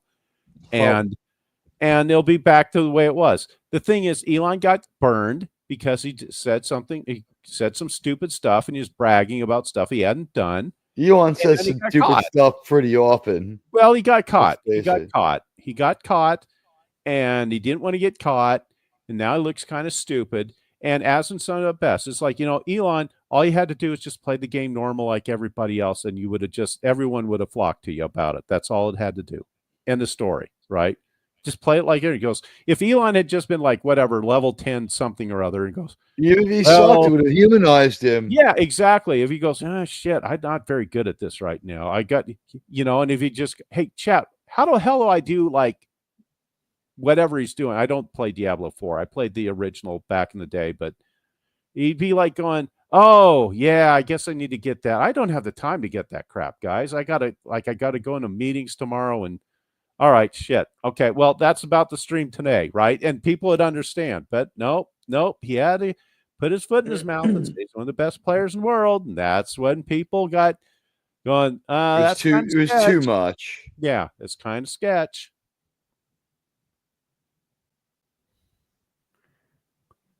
Section 31's picking up views again. Kirk got it right. You see what he said? He goes, "Yeah, it's pay to win, so he better be one of the best." Exactly. That was the first question I asked too. I was like, "Is this a play to win kind of video game?" I don't know. I haven't. I played the original Diablo, and I've heard some kind of negative things towards these later games and the way that Blizzard Activision has done stuff. It's kind of like you at Ubisoft. They've gone down this road where, yeah, there's a lot of this pay to play shit. It pisses people off because it's like some people don't have money to do that kind of crap. They want to play it regular, and then somebody just plops down a couple $100, and all of a sudden, you know, they get to the same place that these other people spent hundreds of hours getting to. So yeah, it really kills the game. It kills people's enthusiasm that like the game but want to have it an even keel. You know, you don't want to have people be able to just buy their way into shit. Yeah, it sucks. I played World of Tanks for a while, and I tried to play honestly, and I built my tank up, and I was like kind of really into it, and I was like, you could just buy this, and I'm like, fuck that. Yeah, Canadian Spider-Man was talking about that game, or there was like a naval version of it or something. World of Warships. Yeah, I don't play those. I mean, I played World. I haven't played it in like 3 years now, 5 years now. Like I play HD2, you know, Helldivers 2, and Helldivers 2, you can buy super credits in the game, but the stuff that you get with it doesn't like give you, because, well, first of all, it's a co-op game, so you're not, by the way. We saw Helldivers 2 in the Section 31 movie. Yeah. Her planet is Helldivers World. Like when we saw them for a little while, everybody there was Helldivers 2. They had like the metal collars with the capes. Oh, yeah. Good point. Yeah, so they ripped off pads or whatever. anything that's popular, they add the aesthetic to theirs, and that's why I say I thought that the chick had the Fallout outfit, but also the one thing I loved was they had the cyberpunk color scheme. That and the consistency of the fact that like she was only okay, but like they were trying to use the "we won't let you male gaze her" to almost lure you into thinking she was prettier than she is. Just like when she put her hand behind her, it's like, oh, they won't let us get a good look at her because she's so hot. And it's like, then when you my conclusion that she was like had a body like a 12-year-old boy, it was probably more on the mark. And when we saw the picture of her on the runway, she wasn't even boobs in a stick. She was just a very thin woman, like Ariana Grande looking woman. Mm-hmm. And Ariana Grande has obviously not been ordering too much grande. She has to like supersize it, baby. She could have choked to death on a fucking piece of rice. Like I was standing on Fifth Avenue looking at my phone, and I looked ahead of me, and I didn't realize it, but Ariana Grande was right there. No, I'm serious. Then she stuck her tongue out. So then I was able to see her. And I was like, oh my God, Ariana Grande, what are you doing? And she's like, oh, I'm just drinking this fruit punch Gatorade. And I was like, wow, it's really nice to meet you. And I was like, well, you look like a thermometer as you drink that red liquid, starting to slowly fill up from the bottom up. You're looking pretty hot. And I don't mean like tempting. I mean like the thermometer is really raised up there. Like, what happens to you women on the set of a Disney film that you're always crying after you make one? And she just started to cry. And then Cynthia Erivo came over and they held hands and cried together while one of them was rubbing the back of the other one's hand with their thumb. What was going on with that? Remember that interview? They both started crying about how mean it was for the public to like have to make them make a movie. And I'm like, millions and millions of dollars. Like when they say, "Oh, you have people do your hair and makeup," like I get like actually, no, like they're putting you into a role that's part of your work. I get that, but like and like, oh, they fuss at me because that's a costume. But the other thing, like maybe like there is a lot of hours of work and stuff like that. But come on, Ariana, you're like, what's going on these movie theaters? You get millions of dollars. In 1923, they stood outside in 21 below temperatures in the scene where Timothy Dalton says that he's not a decent person. That is fucking filming. Sean, could you imagine filming in 21 below? No. And that's proof that Harrison Ford is really broke, and that's why he went back to work. I would have. Melissa got to eat. Yeah, that's right. She doesn't. Does she really though? Her and Ariana Grande go out to eat together. They split like 2 pieces of rice. They split a grain of rice. And but then they say, "Wow, that's so filling." Yeah, they say she was good in the movie, so maybe it's just like she's got some kind of Karen Carpenter thing going on, or maybe she's ill. But like, I don't know, man. Like, how can they call Ariana Grande healthy looking? I haven't looked at her lately. What is she? A Twiggy? She like anorexic or something? She looks like she's been hanging on to the one ring.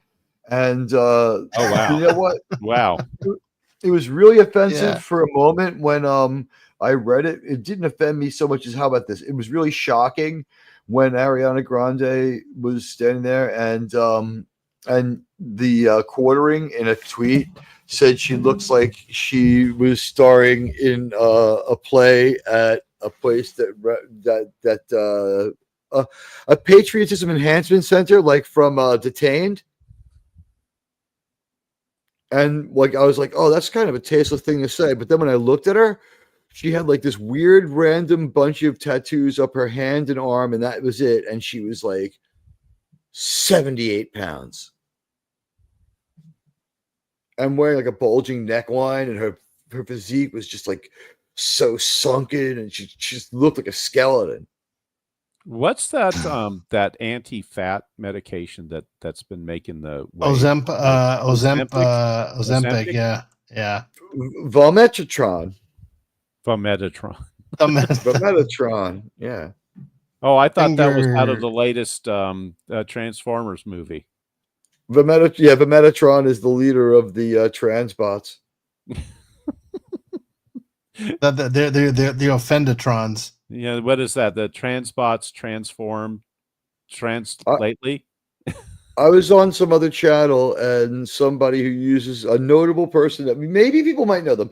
They use a they forget it. I just next time somebody who uses a Transformer icon comes after me, I learned a new joke the other day where I'm just going to level them. You know what? You're leaking tranny fluid. Anybody with a Transformers avatar, be warned. I'm going to use that if you fuck with me. What are you going to do? I don't know, When but your I'm out of trans powers ammunition. activate. Sean, this is when we find out when the metal meets the meat. Quite literally. These zombies, who are they in a former life? We'll never know. It's Biden's cabinet. Yeah, you're not Anthony Blinken. cabinet like that. That's not nice. You could poke somebody's eye out with that thing, Sean. Well, they're threatening to invoke the 25th. Too many of them are male. It might be too many of them are male. It's more likely a Secret Service detail. I don't know where I have to go. These zombos are coming at me. I don't know if they're going to keep spawning. So Sean, when this many of them are coming after you, you got to ask yourself, is it the way you're dressed? Well, yeah, and it's my fault. JT,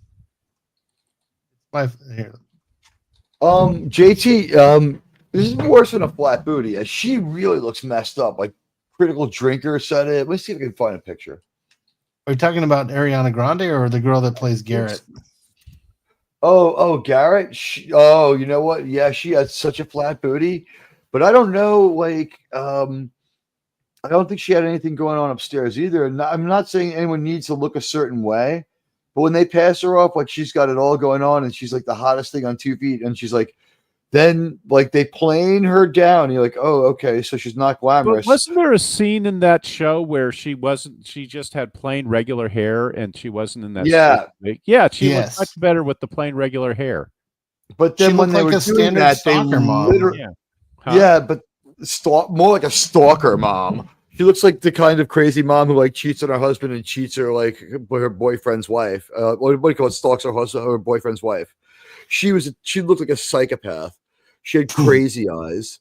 But as far as like discount Sissy Spacek went, she was kind of like just like in the outfit that she wore in the beginning, her glamorous outfit, it was just like a purple piece of fabric draped across her shoulders. There was no towering, and like she didn't have any figure at all that you could see, and just this wig that suggested she was a wild woman. And I made a mistake saying it on my review. I said alluring and sexy have nothing to do with each other. Alluring and sexy are related, but what I say, simply dressing like you're alluring, that is not like sexy. It's like it's like the monster in room 237 in The Shining was trying to be alluring. How'd that work out? Maybe she was wearing the perfume Nostalgia by Fight from Watchmen.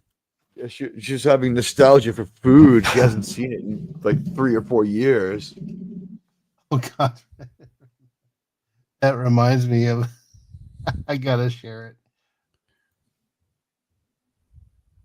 Keep talking. Go ahead. I'll bring it up here. I was finding the best Ariana Grande picture to give you an idea of what the hell she really looked terrible today.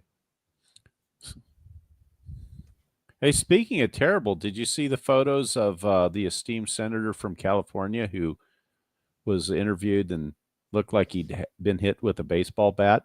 Even Trump brought it up. He goes, "Wow, he looked like he was supposed to bring." He goes, "He was supposed to come out here to California, and he looked like somebody hit him with a baseball bat." You know who I'm talking That's about? weird. No. Adam Sean, can you Schiff. present that Adam for a Schiff. second? What's that? Oh, Adam Schiff. He looked like somebody like literally beat the crap out of him. Oh yeah, he had a Band-Aid or something on. Yeah, I was surprised he didn't have the what they call the Eye of Osiris, I think is the word, or Eye of Horus. Eye of Horus, that's what they call it. You know what I'm talking about? Eye of Horus? So there's this this thing that it's been labeled the Eye of Horus. So these people, there's people in politics and Hollywood and everything else that end up supposedly like, I slipped and fell down the stairs, and they always end up have this black eye. So they call it sometimes it's called the Black Eye Club. You're not familiar with this? See, this would be something with for Into the Fringe when Cardinal Sin was around. This would have been a great conspiracy thing to talk about. So yeah, you can look it up. Well, let me see if I can look it up right now, and then you guys can. Sean, I got a couple of pictures of Ariana Grande looking absolutely freaking stick-like. Oh yeah. Oh, God. You got to see her video where she Looks like a responds to it. garbanzo bean on a toothpick. I mean, if she has potential like to be like boobs on a stick, but I mean, she would have to get. She looks so unnatural and so weird, and just she's such a weird flake of a human being too. Here. Oh, they've been purging it from the internet, I guess. Let me see if I can find it. Oh, Black Eye Club celebrities. Maybe I can put this link in. Oh yeah, this is really bizarre. I don't know what this. Everything about Ariana Grande is really. Who is this freaking woman? Oh, what is that? What? Yeah, wait a minute. Is that the chick from Little Soy People, Discovery? Small World? Is that from Soy Discovery? Her name is Nicola Coughlan.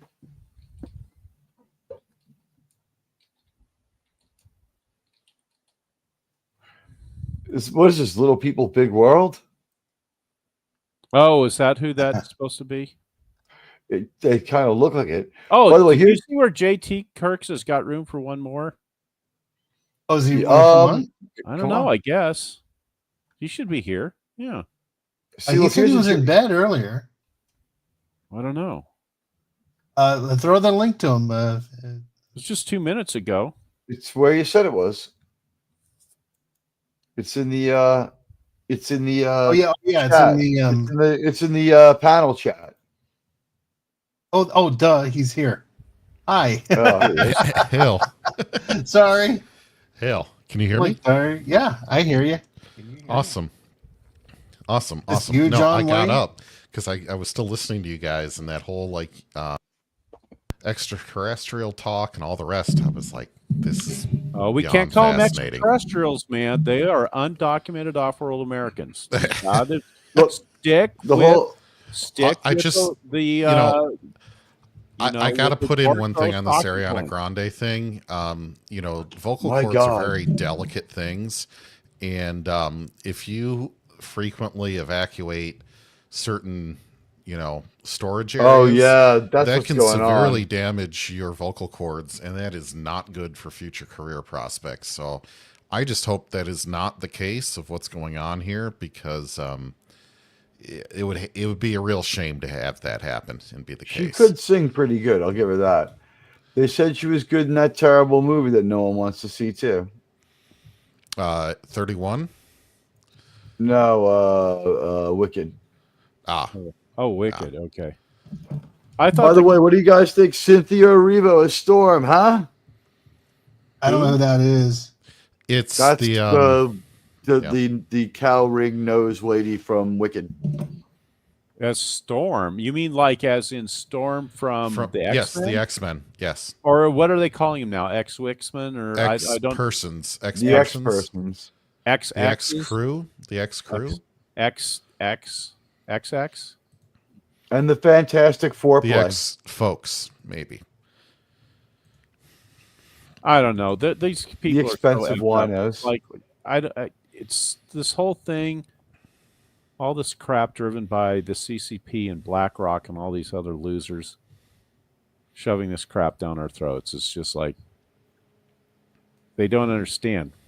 We're not living in their authoritarian utopia yet, where we have to go watch it like in 1984, right? Mm-hmm. Or Sean, are you still playing the game real quick? No, I'm finished. No, I think I'm done. I got lost from where I was. Well, I know game, where by you the were. Way, Teak. That is a classic video game.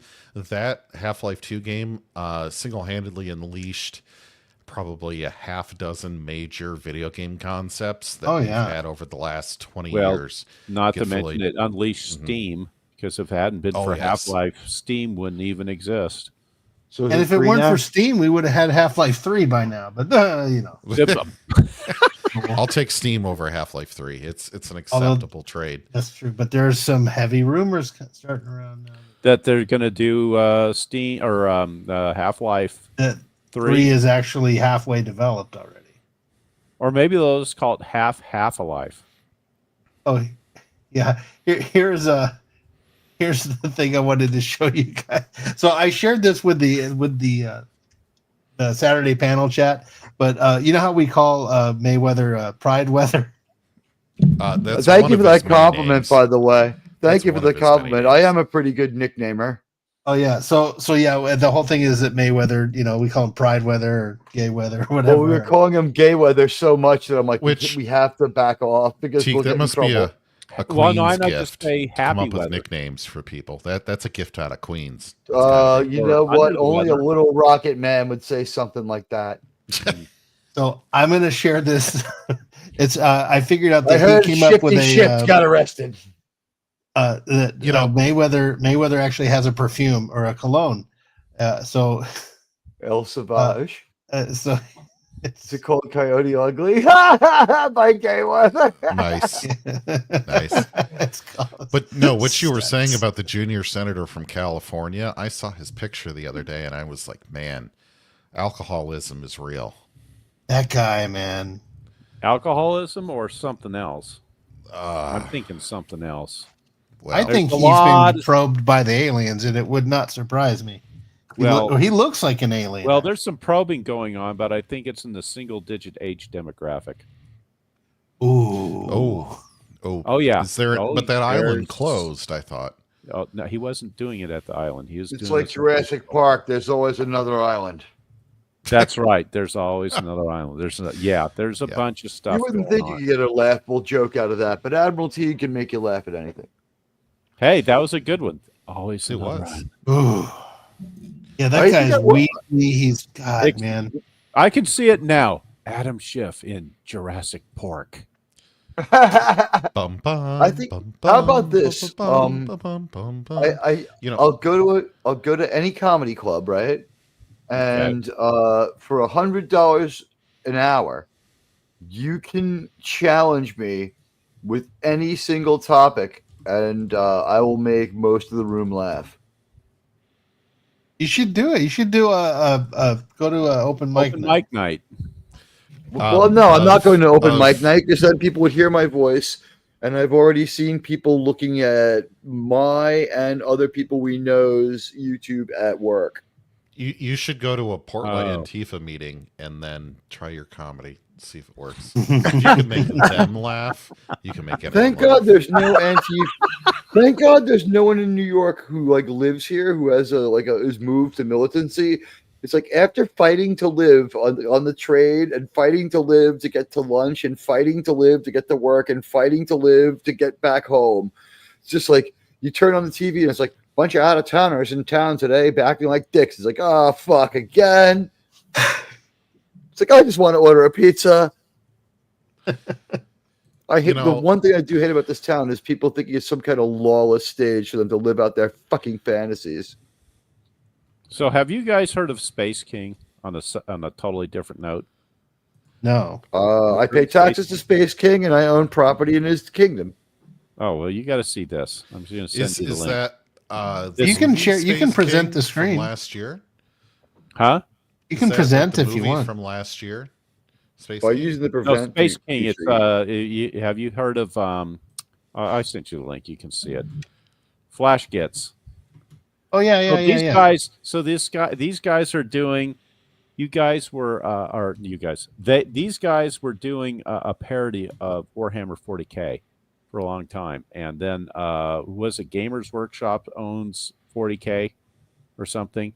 They got all Oh, of pissed course, off. they got their panties twisted. Yeah.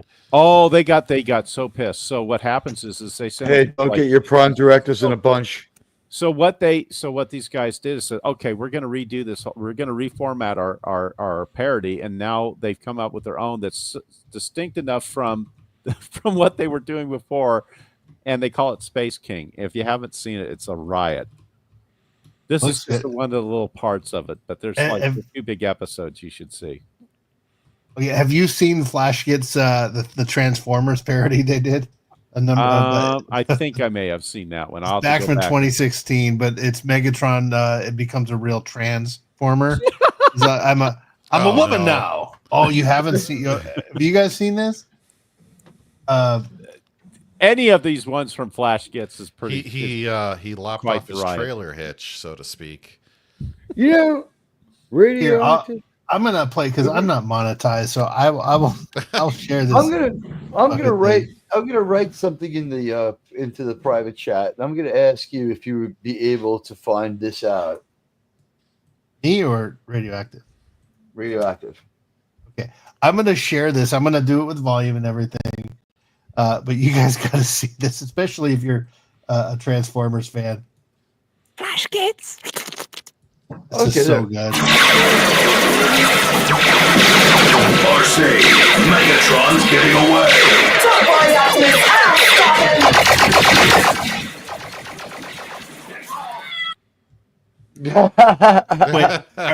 Jump around, jump up. Are you jump guys up, jump up. are you guys hearing any echo or anything or no? Are we No. good? No, I think No. you're Okay. seems We're to be good. good enough. right The now. level was high, but you lowered it. So Yeah. we're all Okay. right. Yeah, I turned. Okay, now you got to see what happens. This whole thing is so good. Oh, what the fuck, Megatron? You can't hit a girl. What? Why not? She was shooting me. That wasn't a very feminist thing to do, Megatron. It's 2016, Megatron. Don't you read the internet? Decepticons, retreat! I'm very frustrated and confused.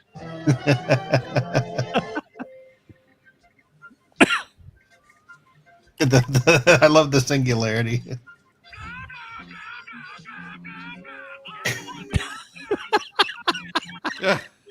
Wage cap and stuff. Ben and Jerry's, yeah. They make good Literally. ice cream, those lousy commies. It's good. I'm telling you, it's good.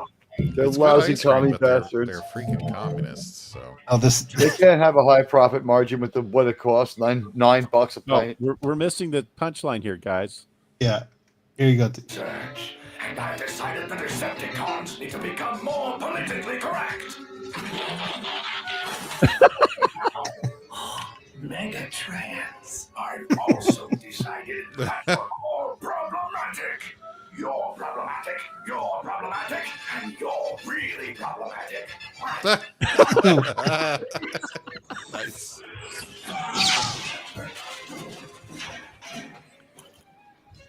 Wow, that's a cracking pair of tits, Megatron. Starscream, you have terrified me for the last time. Voice is perfect. Spare me, Lord Megatron. I can be PC too. Megatron was my slave name. Oh, no. Oh, Fendatron. Fendicon. Oh, there's a great joke coming up. See, you're gonna crack up. Unless you're afraid to be beaten by a woman. Those mouth-watering breasts aren't fooling anyone, Megatron. I'm still gonna shoot you. You should check your privilege crime before one of my new warriors checks it for you. Behold, Curvebot. I'm sexy. Safe space. Black bot. Yeah, I'm just a black guy. I don't really want to be here. Yes, you do. You're a minority. Stop acting like it. Look.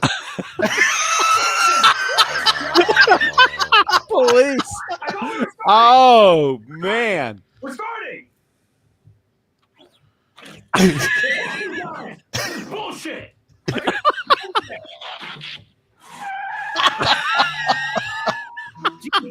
I don't want to be on the wrong side of history here.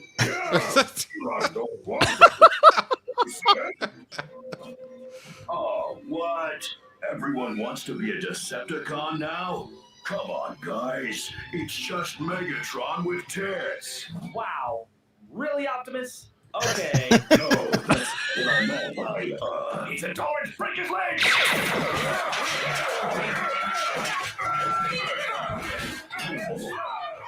Son of space, that's hot. At last! We are free from oppression. Great job using your girthy ass to crush Prime's head, Kerbot. Fuck you, Offendatron, you skinny whore. I'm sexy. Don't slut shame me. It was a compliment. Hey! Leave her alone, you!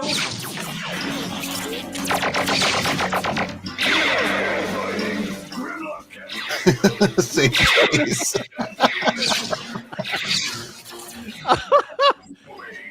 Offendatons, retreat! Triumph stream.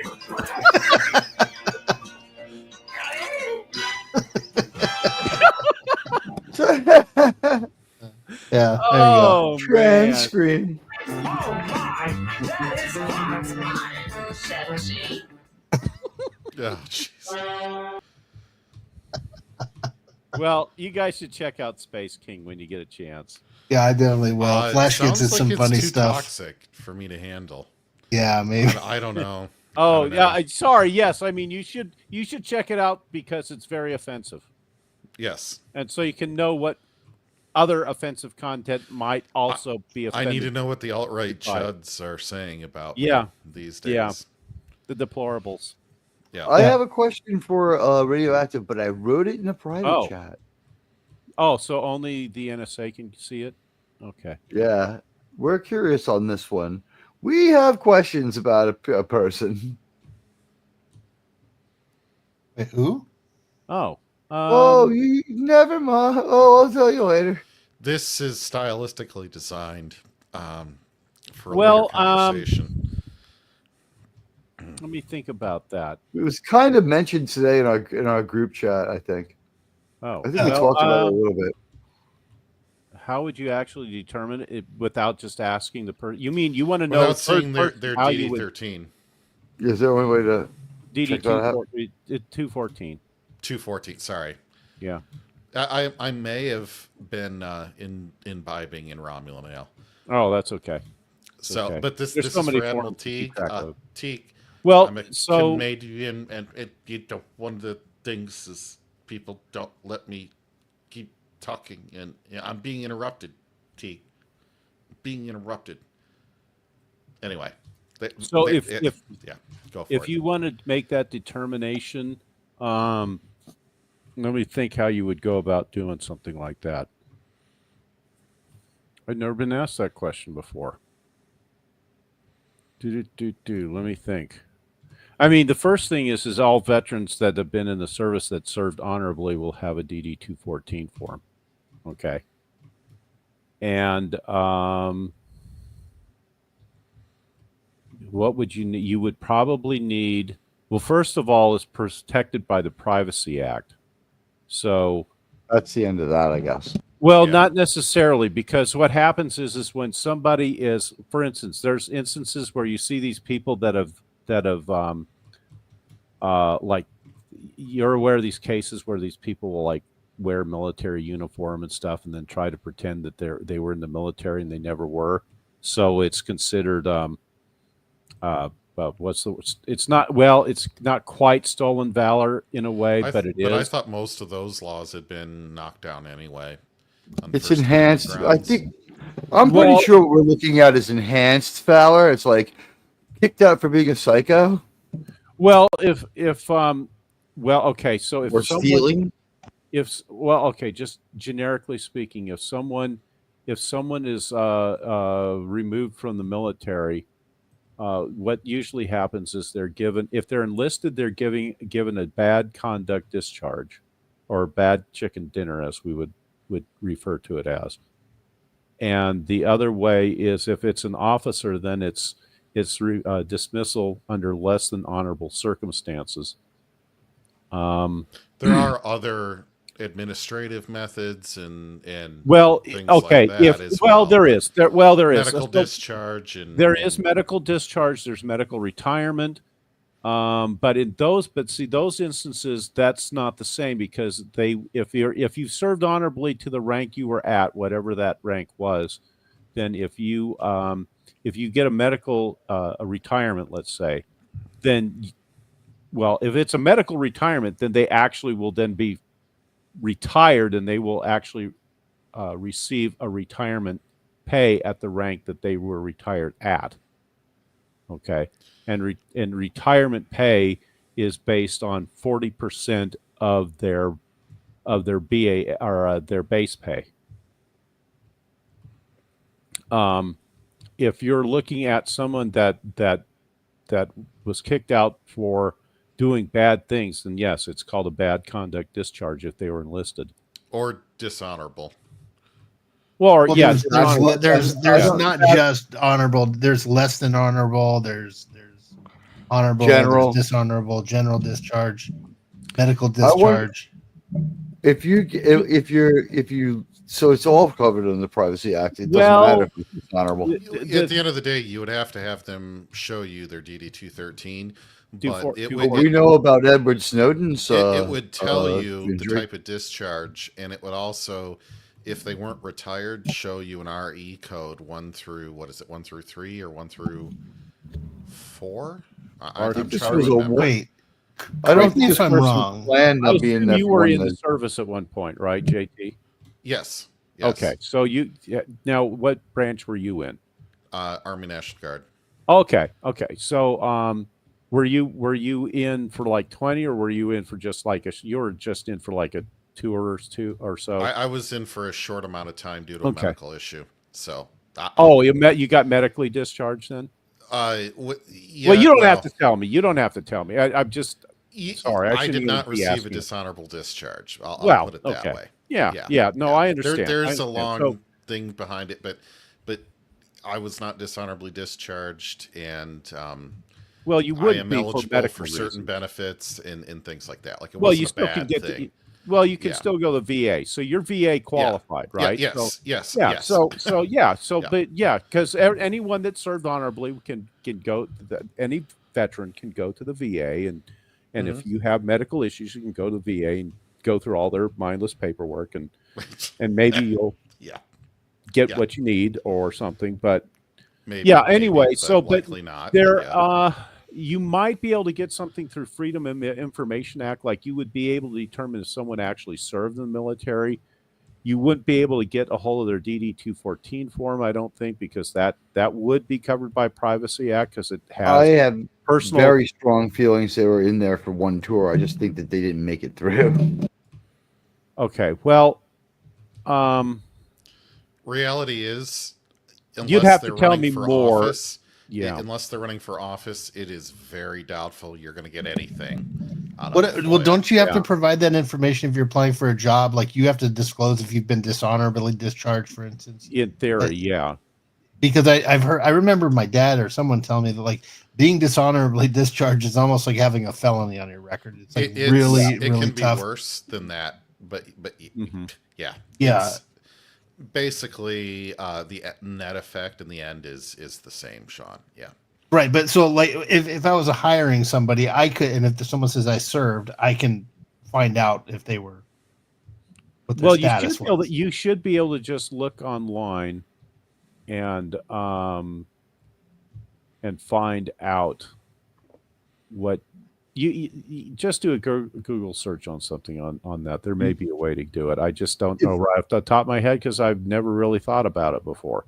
My method would be this: throw a wild accusation at the person, act like you think it's true, say you found it somewhere, and dare them to disprove it. See how they react. That's one. Works See, every time in here's real, the it works issue. every time in real life, Here's the guys. issue. Sorry. You don't know what you're going to get with some folks. I knew a gentleman that had been to Iraq post 2004 as a military contractor, and he was just working as a plain old security guard, and people were trying to assert that he did not serve in that capacity, which he was basically an offshoot of the state government that had gone. It was a whole thing. He brought in on his last day, he's like, all you effers didn't think I was in Iraq. Well, here you go. Look at all my stuff. He brought in his picture album where he showed suicide bombers that had self-deleted in front of their police post in Iraq to people that were not accustomed to seeing scenes of war. Let's just put it that way. Yeah, a lot of gruesome stuff out there. And that was wholly inappropriate for him to do that, but he did it because people challenged him on it.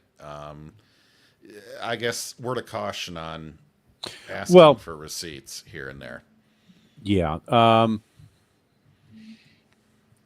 we might table this conversation for off your broadcast channel because I didn't expect that answer on the air. I was a little surprised. I thought we just write yes or no. Well, like the other guy said, it gets a little complicated on certain things. But that's why I bring up the Privacy Act. I haven't really. I mean, obviously, an employer has a right to know whether you were honorably or dishonorably discharged, specifically if they're, say, for instance, as an example, contractors hire people that require clearances, then they have to know.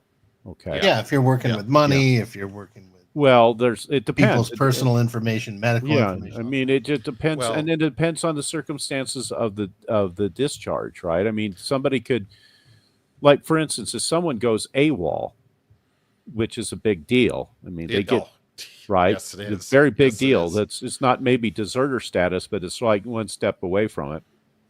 But they may have not done anything. You're just a moron like Bo Bergdahl. Well, first of all, you got to understand the Uniform Code of Military Justice, which is a subset of the United States legal code, but it's specific to the military.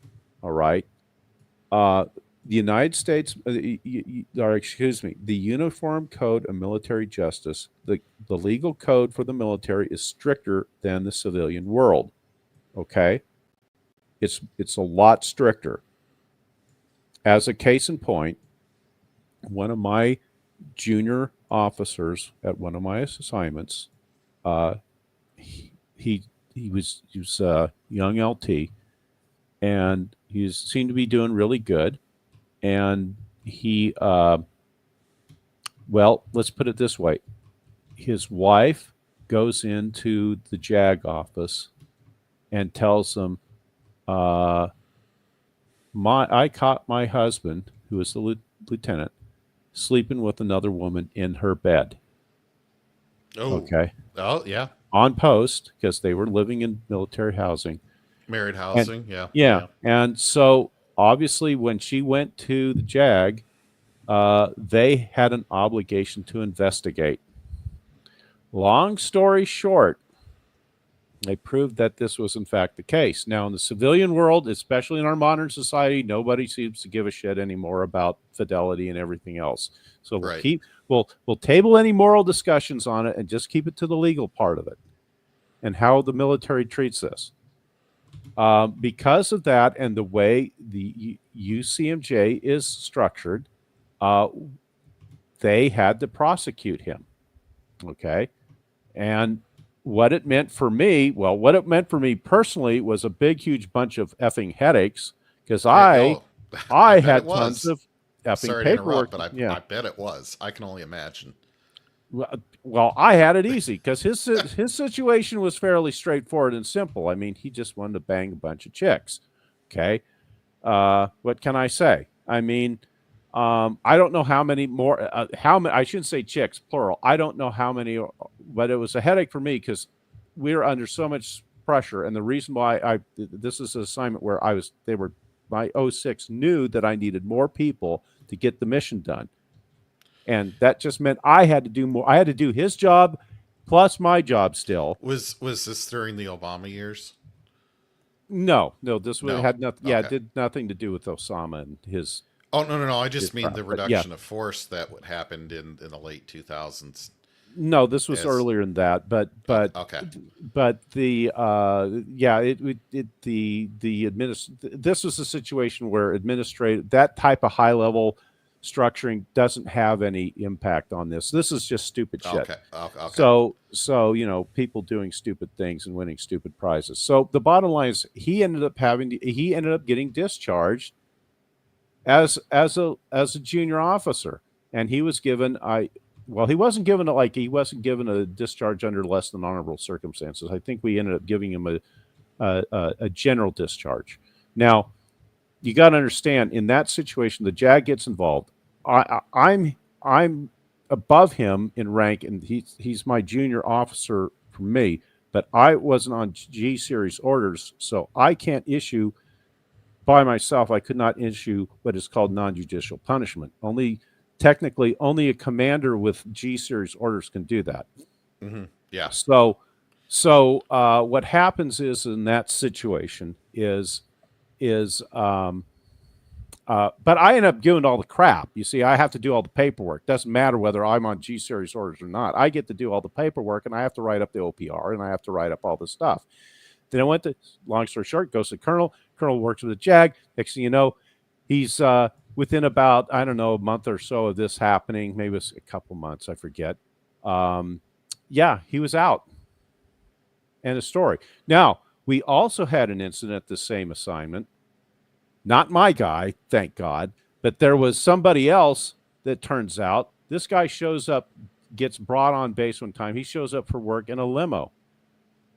And no joke, he showed up in a limo, and people go, what the fuck is this all about? And he, as it turns out, Army culture, right? Everybody shows up in a limo. Yeah, Right, exactly. right, We always right. show up in a limo. Well, somebody reports on this and said, what the hell's going on with this lieutenant?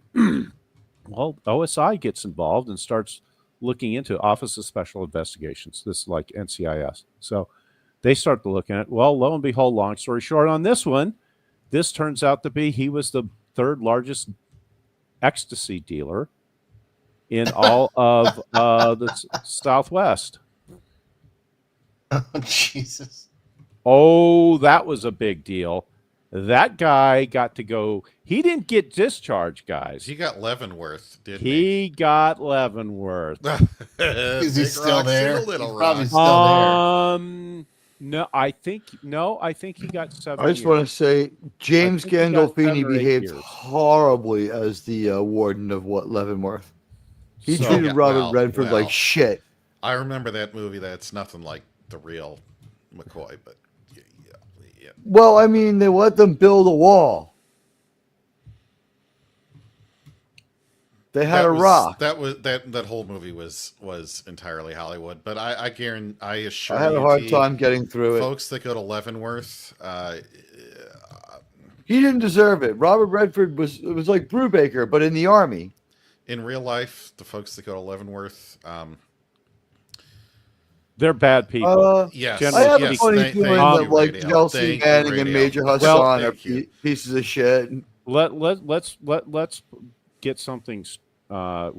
This is something most people don't know about. This is inside baseball. Officially, the U.S. hasn't executed anyone in the military for military matters since 62 or whatever it was. Eddie Slovak, It's I thought it been was. a long time. Yeah, that's I the. thought it was All I'm going to say is 1984. that's the official story. Ah, Do you need to when you have Leavenworth? I mean, Well, all I'm going to say is stuff happens, and it depends on the. You got to understand, JT. I heard a lot of depends on the bad soldiers infraction, just die of embarrassment. Well, It that just happens out of nowhere. that might happen too in certain circumstances. oh, radioactive! I've got stories. I'm sure that you would do. not surprise you in the least. Well. That I believe exactly when you say stuff happens. I can tell you a story that my dad told me. He was in the Navy, and he was on air. Sail the seven seas. No, he was on the USS Oriskany in Vietnam. Yeah. And I've heard of that ship. that ship was mentioned in Top Gun. Yeah, they mentioned it in Top Gun. Anyway, not long after my dad left, he was getting ready to end his tour. Mm-hmm. And so his boyfriend. Sorry. Oh wait. Sorry, yeah. I didn't. No, sorry. he flew home. On his way home, he found out there was a big fire on the ship. A flare had gone off in a locker, and it ended up burning through like 3 decks. Like 30 guys died. Yeah. It was really horrible. Because that tragic. Ugh. Yeah, because those flare, it just ignites if the you could have steel. let that guy down easy, you wouldn't have gotten all. Well, just let him tell the story here, T. Wait till so anyway, the fire happens. 30 guys die, and it's a bunch of pilots, other officers, and then flash forward. I'm probably 10, 15 years old or something like that. My dad has a friend come over, knocks on the door out of nowhere. A guy he served on the ship with. Mm-hmm. They called him Crazy George. And did he pull a pocket watch out of his? No, he sat down with my dad. They got a beer. They started talking about old times, and the guy says to my dad, he goes, "Hey, Glenn, I got to tell you something." And I can tell the story because George has passed away now. Okay. He says, "Glenn, I got to tell you something. So you know the fire?" And my dad says, "Yeah." He goes, "Well, I was part of the crew that had to go through and I'd find bodies and stuff like that. So they go into this captain's, not a captain, it's a lieutenant, into his quarters. Which they open Navy is what, 06? No, 07, something like that. No, the lieutenant's low. It's ensign in the and Navy, lieutenant. it's not. Ensign, lieutenant, lieutenant, commander, captain. Okay. Yeah. Anyway, we went through this during Section 31. We did this last night. Yeah, we did. So anyway, sorry. He this guy goes in. He and his this buddy he goes into this quarters, and they find the dead lieutenant there, and there's a crewman in there going through this guy's wallet. Oops. They threw him overboard. Yeah. They dragged him aft to the catwalk, and down he went. Not shocked. I mean, no, I'm really not shocked. And they just chalked it up, and there was so much chaos that had happened. They assumed the guy just perished and burned into ashes during the fire. Mm-hmm. They threw his ass over just because this guy was stealing jewelry and money out of a dead man's wallet. Think of his family, though. Like, he was a hero. He was on the Oriskany. Yeah, that's possible. Fine. That's very possible. But when I was in college, I heard a similar, not quite that type of story, but I heard similar stories. I knew a Navy vet in college who said, when they found the gerbily gerbs, sometimes they would just end up falling overboard. And you gerbily gerbs? You know what I'm talking about. Yeah. Oh. The gerbily gerb people. And when they Lemmywinks. You could say that. Yeah. You can read into what I'm saying. And when they found them, ship ain't stopping. It's on a mission. Well, they wouldn't even notice that someone was down there. They wouldn't notice that they'd fallen over in some circumstances. No, especially on a carrier. It's like a 70-foot drop. Well, especially if you have the blue camo, too, which was the most brilliant why? camo of all time. It should be orange. Yeah. I always laughed at that. I'm like, who are you hiding from with in blue? Sharks. What'd you say? Sharks. If only Quentin had one. I'll never put on a life jacket again. Wow. When my dad told me that story was real, I was like, holy shit. Look, there's all sorts of crazy crap that happens. And you think that this kind of stories are crazy? Wait till you hear the stuff that happens out in when you're in theater in combat areas. Oh. So a friend of mine from my active duty days. This one time we were at this party. The party was just all military people, and he comes over. He goes, and he brought pictures with him, and he was prior enlisted. And he goes, "Hey, you guys want to see stuff from the Highway of Death back in the day? You know what the Highway of Death is, right?" No. Fallujah, right? No, well, Yeah. no, way before Fallujah. This is It's in Baghdad. This Oh is, no, I say it's in Kuwait. It's in this Kuwait. is the road from Kuwait, Kuwait. between Kuwait and Iraq. Yep. Okay. Or Queens Boulevard at Now. 4:00. When he exactly when he was enlisted, he was EOD. He was explosive ordnance disposal, and so he had to go in and they had to disarm all the remaining cluster bombs that didn't detonate. Which is a real shitty job.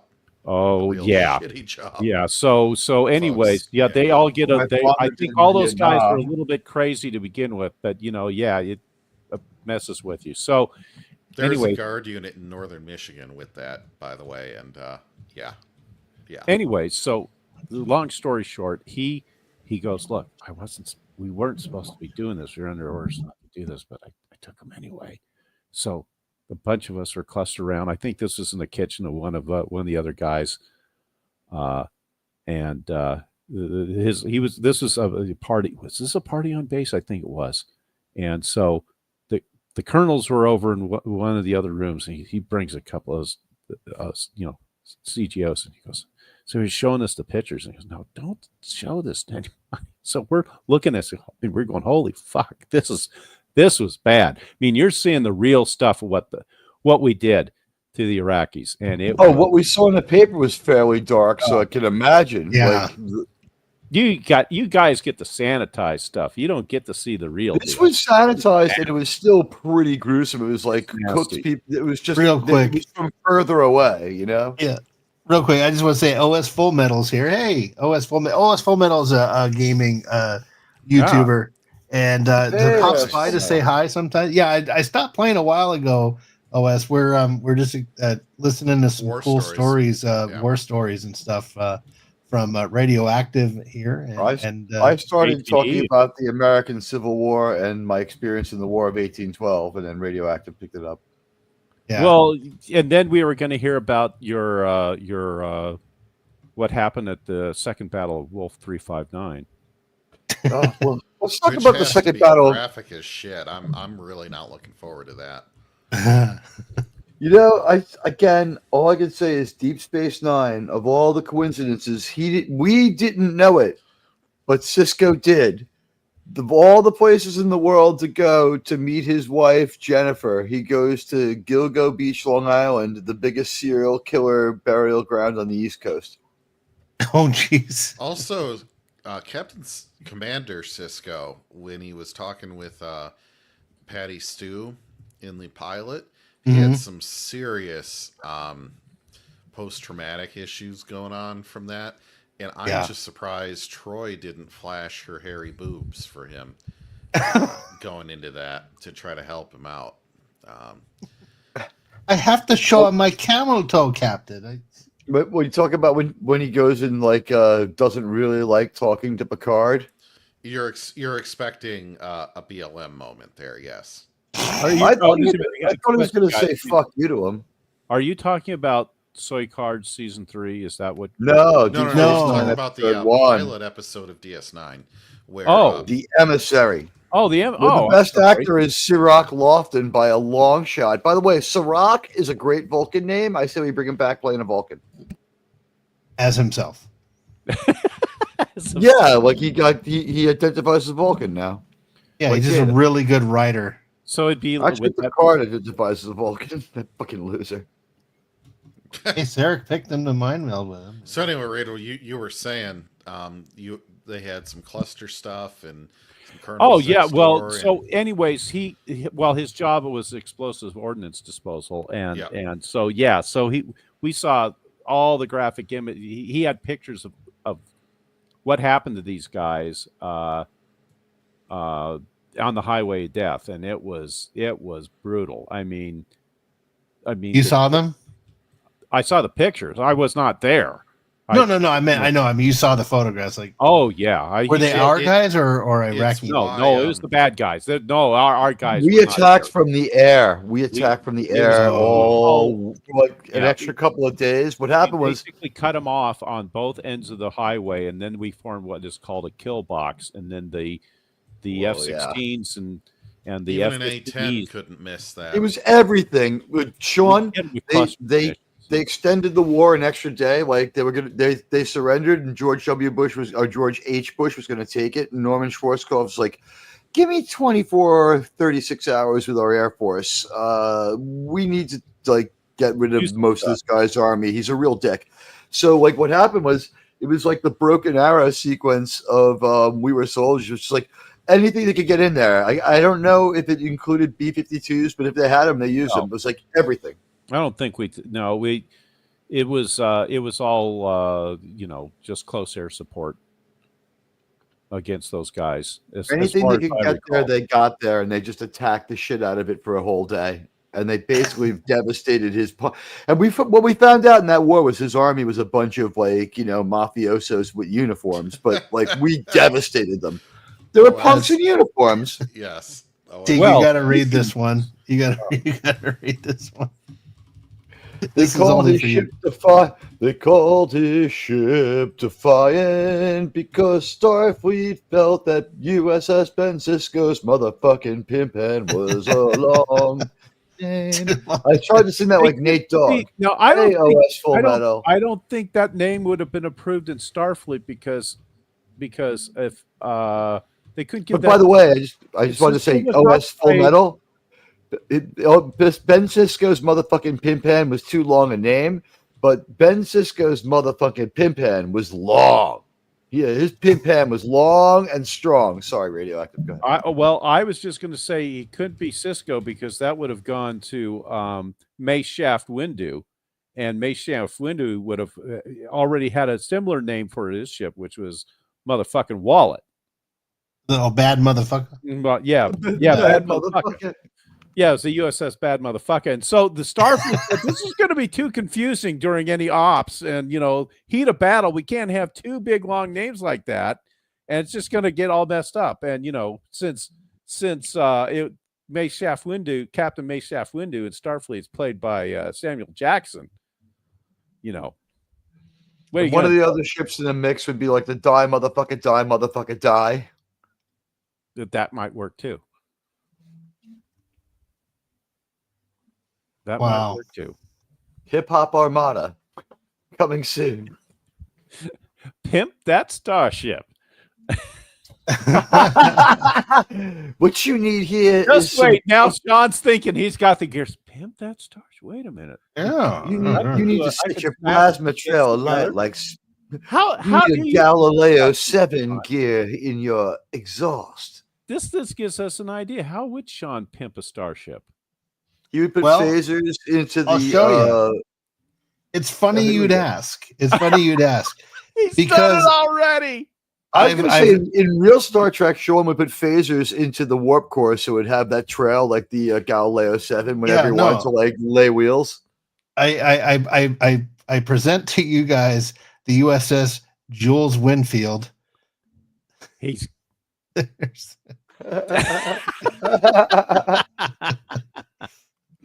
Yeah, I like you gotta love Grok. Get down, get down, What? get I down. can see it, and he's gonna That go. Grok is great. You know what he's going to do? He's going to go in. He's going to say, "What does Captain Kirk look like?" Well, he's like in a yellow uniform. Go on. Does he look like a bitch? Well, where's a wig? Not wrong answer. Does he wear a toupee? What? I don't know how to answer that. If I say yes, it's the truth. If I say no, it's what you want to hear. Yeah. That's okay, OS. It was funny. It could be someone else's. You've given credit. That's fine. Is Sovereign Glass? Is that's Enterprise not, E. Enterprise E, yeah. Yeah, See, I we know watched some that track. tonight. I know some track. Oh no, that's Star What Trek class? Vaginosis. What class would the Jules What Star Winfield Trek be? Worst Contact? That is a good question. What class should the Jules Winfield The be? Marcellus Wallace class. Oh, yeah. Depends on what he looks like. Gimp class. Gimp class. No, pimp or gimp? No, Gimp class. Well, then well. No, Would but be- that's not dignified for Star Trek. Yeah, I no. think Marcellus Wallace. Yeah, the Marcellus Wallace class of starship. Take- Named yeah. after Big Admiral Kahuna Marcellus class. Wallace. Kahuna class. No, What? big Kahuna. It No, would be. Kahuna No, class. I got Look, it. the Teague, I got USS it. I got it. Go Okay, ahead. it's going to be an Olympic class starship with 2 forward section of the hull right next to each other. Y'all know what the Olympic class is, right? Um, I'm trying Like to a remember. Cadillac? no, the Olympic class. There was an actual Olympic class ship. I'm trying to remember what it is. Was though. it better than the goddamn garbage scout from that fucking movie we watched last night? I'm trying not to go cheat and look on. It just online makes- what it is. Is that the It's one with the just one from one it's, nacelle? it's the one from the season 7 finale of TNG that Dr. Oh, yeah, Crusher the commands. medical ship. Yes. The best But tour? you think about it. Sean's Guys, laughing. He knows. Look in the private. Look in the 2 private of the chat. forward The only one section that doesn't have a saucer next to shot. each other. That is It's that. got a that is reservoir this tip. class of- Look in the private chat. That's basically our whole show. That's going on during our whole show. Oh wow. Oh no. Well, you know what you have to do. You have to You have to go to Starbase. You gotta call the Wolf. Tarantino. 359. Then you gotta go to- Mr. Wolf. Wolf. Mr. Wolf 359's coming. Yeah, Mr. Wolf. Better Yeah. call the Wolf 359 on this one. This is really what Tarantino wanted to do with Trek. I think OS is whoever's out there. We made a comment about the cargo bay. And We- then, I'm but talking then, Tina, John, you're and forgetting I the best love part you about very this. Much. Let's explode. You're I forgetting the hate best that part about fucking this. movie. Oh God, yeah! What the fuck? My name's Talkie Tina, and I'm gonna blow up your starship. It's like you saw an episode of The Twilight Zone in college. He's like, I have to do something smart and literate. Wait, what's the best part? Well, I was going to say it's where Captain Meshaft Windu goes and he goes in and goes to the replicator, make me a cup of coffee. Like, this is some damn good. Oh coffee. yeah. You would have to drink it all down in one gulp, like he does with that soda. That is like And the that's most what- that's unnerving what- thing in the movie. Like That's when everything else he Tarantino walks in and say, "Yeah, I don't Oh, have yeah. that snake of shit in the replicator. This is the good stuff." That was by far the best acting I've seen anyone ever do with their eyes alone. Like you knew that guy was about to be blown away. The way when he just sucked down the looked at him. soda. Yeah, the way he stares at him as he's drinking that thing. It's like, oh, Was he supposed to, it was so evocative of a mosquito or a vampire. It's just like, you mind if I have a sip of your tasty beverage, whatever? And like Yeah, I'd wash seen down that this move in delicious- Wash this down. I saw one other movie do that before, Stepfather like 3, when they changed to the Stepfather it's the- 3, is that on Lorne Tub? I mean, that just sounds. it's a great movie. No, Stepfather. it The sounds Stepfather mature. are horror movies from the 80s and 90s. They are mature because they're horror movies. And usually, what happens is, the Stepfather is a serial killer, and what happens is he didn't have a good family life growing up, so he marries women with a family whose husbands are out of the picture, or kills the husband so that he can marry the widow if they have an ideal family. And then the family just proceeds to let him down, and he kills off one member of the family after another, and like mulches them up and buries him in the garden. And he kills a few of the neighbors, and that's the Stepfather. Very realistic movie. And they is what you're switched saying. from the original Stepfather, who is the guy from a really great movie called Hellraiser, to the second Stepfather was Terry O'Quinn. And when they the plot was like the Joker, like they gave him a whole new face. He had like plastic surgery, and they he's like, the doctor brings him some food, and he's just like, you need to get out of here. This ain't a hotel. Like, and it's like to give the idea is messing with the wrong guy. He's all bandaged up like the mummy, and it's like gross with blood caked on. And it's like, he grabs like this giant big gulp. It's like, remember when big gulps were stupid large? Yeah. He grabs this giant big gulp, and he just like inhales the whole thing. He's like looking at him while the guy is cursing him out, and like all you see is his eyes, and they're like popping out his head, like, and all of a sudden you just hear. It was the same thing as like it's like maybe 2 or 3 years before. I'm sure Tarantino saw that. It was, or that's a trope that I didn't know about, or it's a trope because it's like sucking a soda dry in one sip is so weird. So let me ask you guys this, since we're tying this all back into Star Trek. If Tarantino had gone ahead and made the movie he wanted, which was either a remake of a piece of the action, or some type of quasi sequel to it, that would have been good. By the way, sorry to interrupt. I'm just thinking of a Tarantino piece of the action. I'm like, take my money.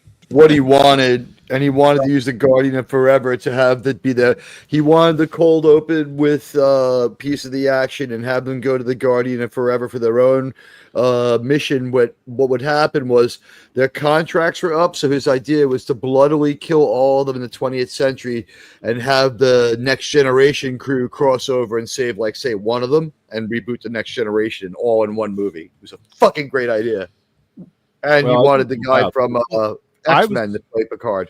Well, into that point, sorry, Radio, please continue. Well, all I was going to ask was, who would have Tarantino brought in for the cast to play the various roles? That's where I was going with this, because he tends to use the same. I mean, well, all directors do, right? They have their kind of core group of people they like to go to for their movies. And Tarantino loves Samuel Jackson to be in his films. He loves people like Uma Thurman, and he's got this core group that he uses. So how would he have brought those people in, or would he have gone with Samuel Jackson? Would have been the ship's computer. No, Samuel Jackson would have been Dr. Daystrom, but Uma would have been Nurse Chapel. And I see the thing is with Uma should play Uma. I thought we were casting the thing is with this is I think he's a smart enough guy. Yeah. And also he loves Star Trek enough that he's not just like, I just want to do Star Trek to put a feather in my cap. He doesn't No, he wouldn't do that. No, he loves Star Trek. So he's going to say, look, I love the people I normally hire, but I need Kirk to look like Kirk, a little bit. I need Sulu to be Sulu. I need Uhura to be who that, I'm not saying that he's going to race cast these people, but in the end of the day, that's kind of what you have to do if you're going to reboot and not just start over with a new crew. He would pick the people he needs to pick. The guy's not a moron, and he's not an ideologue, at least on that level. He would have picked the right people at the cost of not putting the same folks he likes to work with all the time. I really do believe that. Yeah, he would have found roles for him, but yeah. I can't believe we didn't think of Tarantino when you were asking. Samuel Jackson as captain of the USS Marcellus Wallace. But Tarantino wouldn't let Samuel L. Jackson act a fool. No. Like it would have been a fantastic movie, even if it wasn't really. Think it would have made him a villain? Roddenberry's vision strictly. I have enough faith in Tarantino that he would say, this isn't going to suck, and I'm not going to tarnish Gene's legacy to the point that people are going to, like, cash out on me, right? And maybe that's the difference that I have where other people might not like Tarantino as much. I don't know. What do you guys think? I'm sorry. I know why he didn't do it. I was told why he didn't do it by Tom Cotter's. Which was at the end of the day, he wanted to do it, and I thought that they were stringing him along to try to get stuff from him. So I said, and we were just streaming together. Like, this was not a Midnight's Edge member stream. I was just hanging out, and it was just like what's the deal? Because like he loves Star Trek too. Like he knows everything about it. So it's just like, come on, man. Like what? Like I was like, they were just stringing him along to steal ideas from his stories, right? And it's like, nope. And I'm like, what do you mean? It's like, they totally wanted him to do the movie. I'm like, I have a really hard time believing that. They would all look like fools. It's like, he pulled the plug on it from his end when he saw how terrible the movies they were doing were, and he saw how terrible the show was. He said the show was what the deal breaker was. They started offering him more and more to do it, and he was just like, "Get rid of your show now." Wow. Well, I guys, still- I'm going to wrap it up here in a minute. Oh. Here, what were you going to say though? Go ahead. Well, I was just speculating. You mentioned like what role would Samuel Jackson play in Star Trek? I mean, he could play a villain, obviously, or I could see him playing a Starfleet guy. Well, and yeah, he maybe played a good Jedi. I mean, he can do a good guy. He could play like a Patton-esque type of. He'd be a Starfleet. great Klingon. But he's 70. Remember that. Well, he could be a senior officer, though. I mean, Yeah.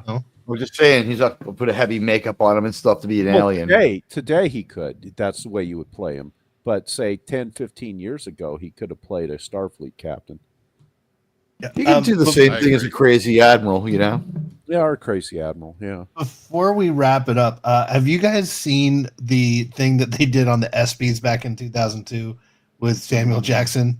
You brought this up before. Yeah, where he reprised. Yeah. Have you seen it?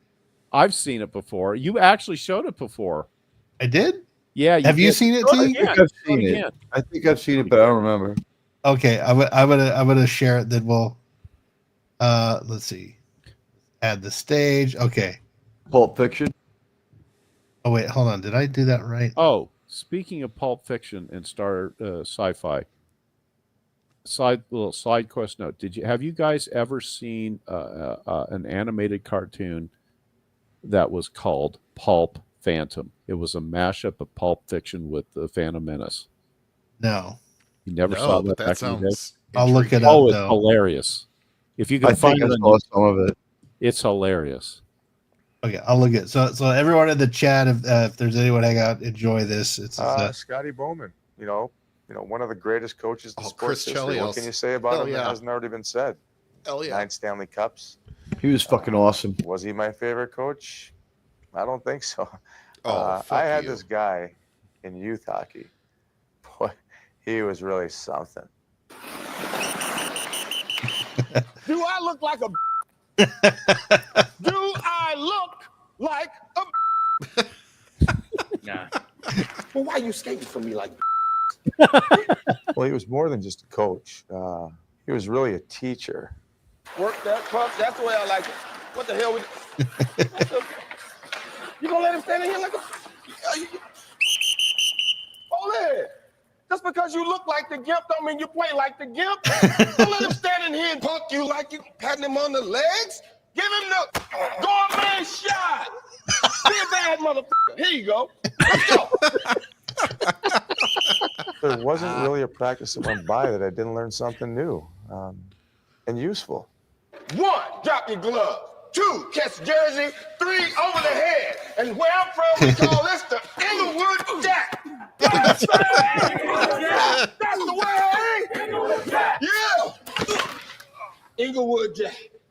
The guy was all about growth, mental, physical, even spiritual. And you will know my name is the Lord when I lay my vengeance upon thee. There's some coaches out there who are, the tyranny of evil men. I tried He's in myself the arcades. just to be a shepherd. Inglewood Jack! Inglewood Jack! At most, He's smoking. maintain an air of cool. Get it. Up! Get up! Let's go!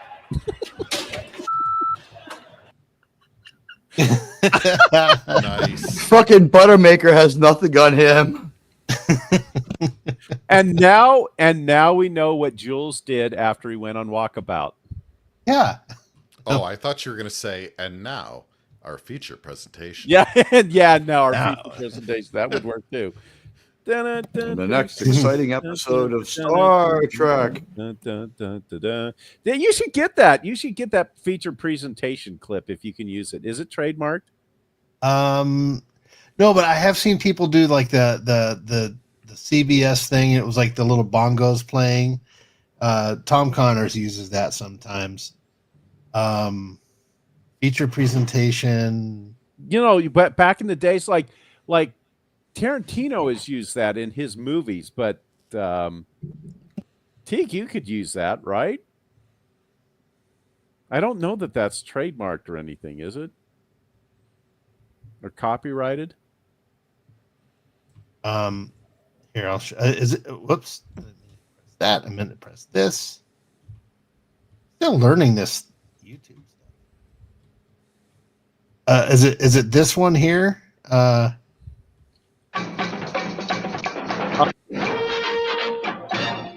Oh, I'm thinking of this one. Yeah, I remember that one. No, this is the one I'm thinking of. Let me put it in the chat You here. can clearly use it. I think the thing is, it's either This is the one split I'm or thinking of. split monetization or no monetization. This is the one I'm thinking of. Oh. Okay, here, let me. But that one by CBS, I remember that one. That could work too. You might be able to get. You might be able to get away with it. Oh, it's man. so short. It's so short. Just want to say, Oh. ever since we started talking about Star Trek again, I my thought I was cat sharing it. I'm jumped sorry. up on my computer desk and has been staring at me ever since, winking. It's Spot. Yes. Clearly, this is an ancestor to one of the Spots.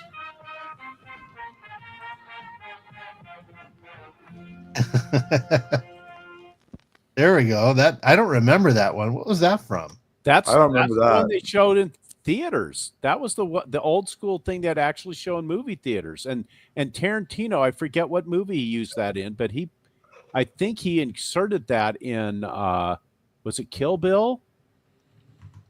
Or was it maybe it was Sounds like something would be in a Kill Bill. He'd do at the beginning of Kill Bill 2 or something. Yeah, he had it in there. I'm pretty sure of it. Maybe one of the guys in the chat knows. Oh, was it Grindhouse?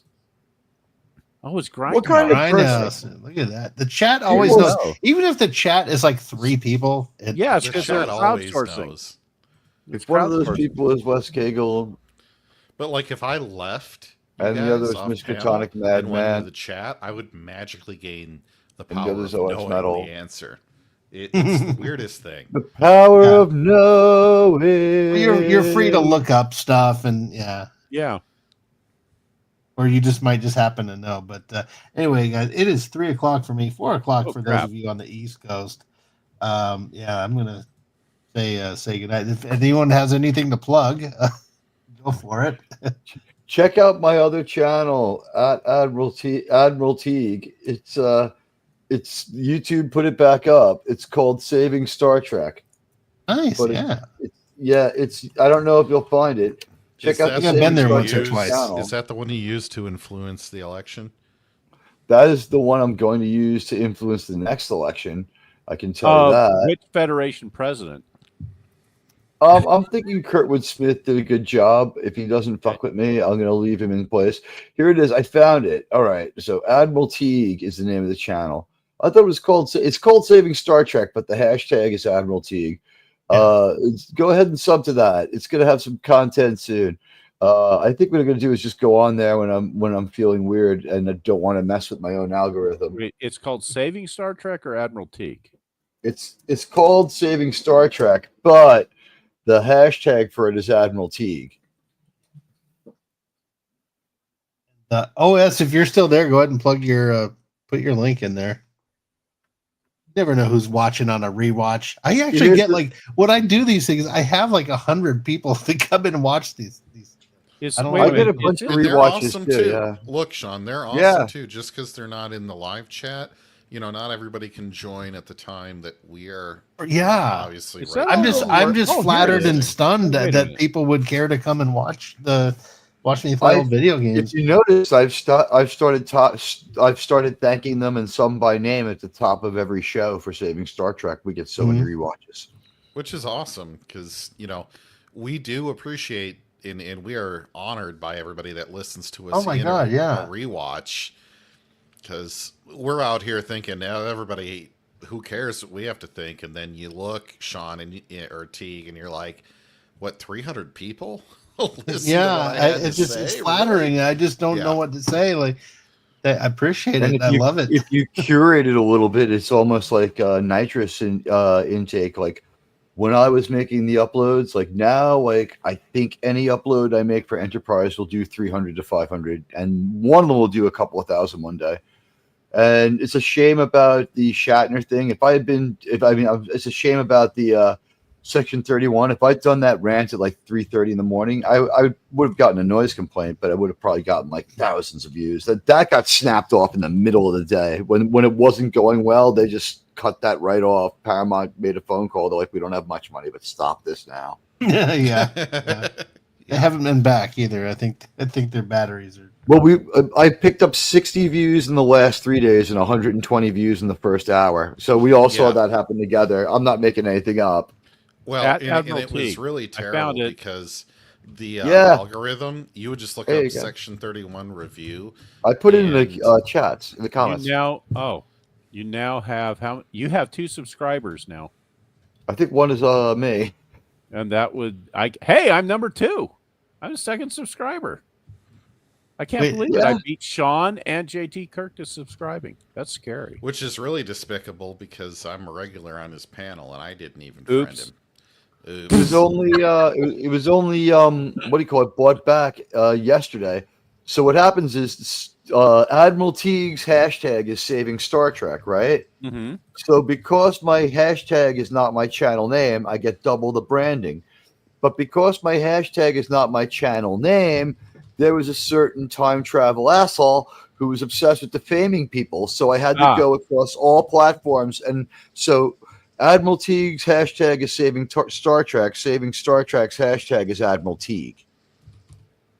You know that you have to protect this or you'll get defamed. Hey, just to let you guys know, yes, you can celebrate Saving Star Trek, the channels, increases subscribership 300% in just like now. It's gone 300%. Shocking. Yeah. I didn't know it was there. Outperforming my regular channel. Well, it was struck by YouTube. Another sub. Wow. It is up to 400%, Teague. 400%. Wow. You know what? Like, what kind of other channel has ever had this sort of growth except maybe the Kurtzman channel, because they have similar following. And Tachyon Pulse. I just made the first comment on your video there. I think it's an old. These are old videos from my show. We watched. This was it's like a year old, and I made the first comment on it. I wrote Brooks was here. There you go. I don't even know like who's on what movie. I think Carlos on some of these. Carlos, Snail, Sci-Fi Mombi. It's been a minute then. It's been a couple. What happened was I had it up there and I was using it to try videos out and see how they would do and direct people there for stuff that there was things people wanted to watch who were on the channel that I wasn't going to broadcast. Like they just weren't appealing to enough people. But if people wanted to do team building, it would be good for the whole channel. Why not? So I did it, and it was pretty good. Like the stuff, like the commentary is pretty good. But like, some people. Pixelated Bukkake is not very popular here in the States. No, it's not. Wait, it's not? Oh shit! But I'm doing it all wrong, man. But that channel is huge in Vietnam. Oh no! They called his ship Defiant. Sorry, that comment just came back to my mind. Yeah. All right, fellas. I'm gonna wrap it up. I'm not gonna do a backstage because this has been a backstage. Backstage is the front stage. Yeah. This has been all stage, left, right, right, center, back. Yeah. Yeah, but I appreciate you guys coming up. We got to do this next week. Saturday nights are pretty good for me after our Saturday show to unwind and. Crap! I forgot what day it was. Yeah, well, it's Sunday now. I love how we pulled the show off in a decent amount of time. It's just like 3 hours and 3 minutes. Very realistic. If it was 2 hours and 59, it'd be 25 times more approachable because the 2 just pulls people in. That 3 is like a magic. Well, and not only that, Sean, this has been a nice hangout. In Radioactive, all your stuff earlier, I was trying to doze off. Yeah, as long as nobody shows up at my door and goes, we need to talk to you, Radio. Yeah. I was just waiting for the muffled gunshots. Yeah. Yeah. A But single I was vehicular sitting there in accident. bed just finishing my first Romulan ale, and I was sitting there like, I can't go to sleep. This is way too good a Need conversation. a piece of this conversation. Yeah, I need a piece of this action. Yeah, that was. We've only spent 10 of the last 24 hours talking. That's If it. you go to Yeah. 48 Well, it's hours, like it's even more like disturbing it's than like that. 31 hours. So It's you're like saying 31 hours. we matched our marathon that I did with Teague was a couple weeks ago when we did. No, that was Christmas Eve, wasn't it? It was Christmas Eve. We Yeah, went it was the to war on Manhattan. Christmas. We watched all of Patton, then people were Wow. just hanging out, and then we watched Bastogne with Band of Brothers. Yeah, I can. You know, it's funny. I'm reading this, and I'm Exactly, reading it in Wes Wes Cagel's voice. I I'm can- reading yeah, this. me too. Me too. You know, the sad thing is, I still read a lot of things in Clobby's voice. Oh yeah. Don't we all? I'm not trying to be a huge buzzkill, but when a I man has almost- that much impact on you, Mhm. there is like, And that voice. and it's so unique and distinct. And occasionally, like Mark D with a C will like play something from an old clip that he was on with him, and you just hear it in your mind, and it's Yeah. like hearing a family member almost. Yeah, like when So someone I didn't goes, you realize- remember their R.I.P., voice. Yeah. brother. We love you. Just During I'm the not show trying to kill your today- stream, Sean, but Yeah. it. No, it's okay. Yeah, it's a good it's one of it's a those good things. sentiment to end on. Like and a lot of times I'll see people's names in the chat and I hear the way Raquel would read their name. You know. Or Fanty Outsidey. Fanny Outsidey, Fanny Yeah. Outsidey, yeah. I kind of talked a little like Klobby today for a minute. And I was like, ooh, I better not lean too much into this imitation. I realized it after I started doing it though. I just naturally imitate people sometimes. Oh yeah. Well, Anime he lives movie. on, and we love him. And what else can you say, right? He was Well, you could good also soul. say that from Wes Cagle, but I wouldn't have followed it up with that. His, Oh, his yeah. heart will go on. God rest you, Bobby. Man, what a We'll see you in the Nexus, buddy. I always say to people, "I'll see you down the road." That's my. I don't know if you guys seen like on my side the model channel when I do my intros, I say, "I'll see you down the road." That's just my way of like that was the last thing I said to my best friend when Yeah. he was dying, and he wanted everyone because he lived in LA and I live here, and I flew back to see him, and he didn't. He goes, "I don't want anyone to come and say goodbye to me." So I went and saw him, and of course I know I'm saying goodbye to him. So I just looked at him and I just came out. I said, "I'll see you down the road." Yeah. So that's my beautiful. That's my sign off. Yeah. But actually, that Second wasn't starter the right. last thing. That Second wasn't the starter last right. thing I said to him. The last thing I did say to him, I left. I walked out of the house. $10, bitch. Is that what No. you said? No, You won't it be was needing that close. watch. Though. I walked out of the door and then I came in. I opened the door and I poked my head in. I go, "Hey, Eric," and he looked at me. I go, "You're gay." That I swear that was the last thing I said. Whenever we would call each other, we would say, "Hey, gay. Hey, gay. How are you doing, gay?" Or I'd say something like, he'd answer the phone and I go, "If you were president, you'd be Abraham Lincoln." You know, or just something like that. It was always something like that. So the last thing I ever said to him on this earth was, "You're gay."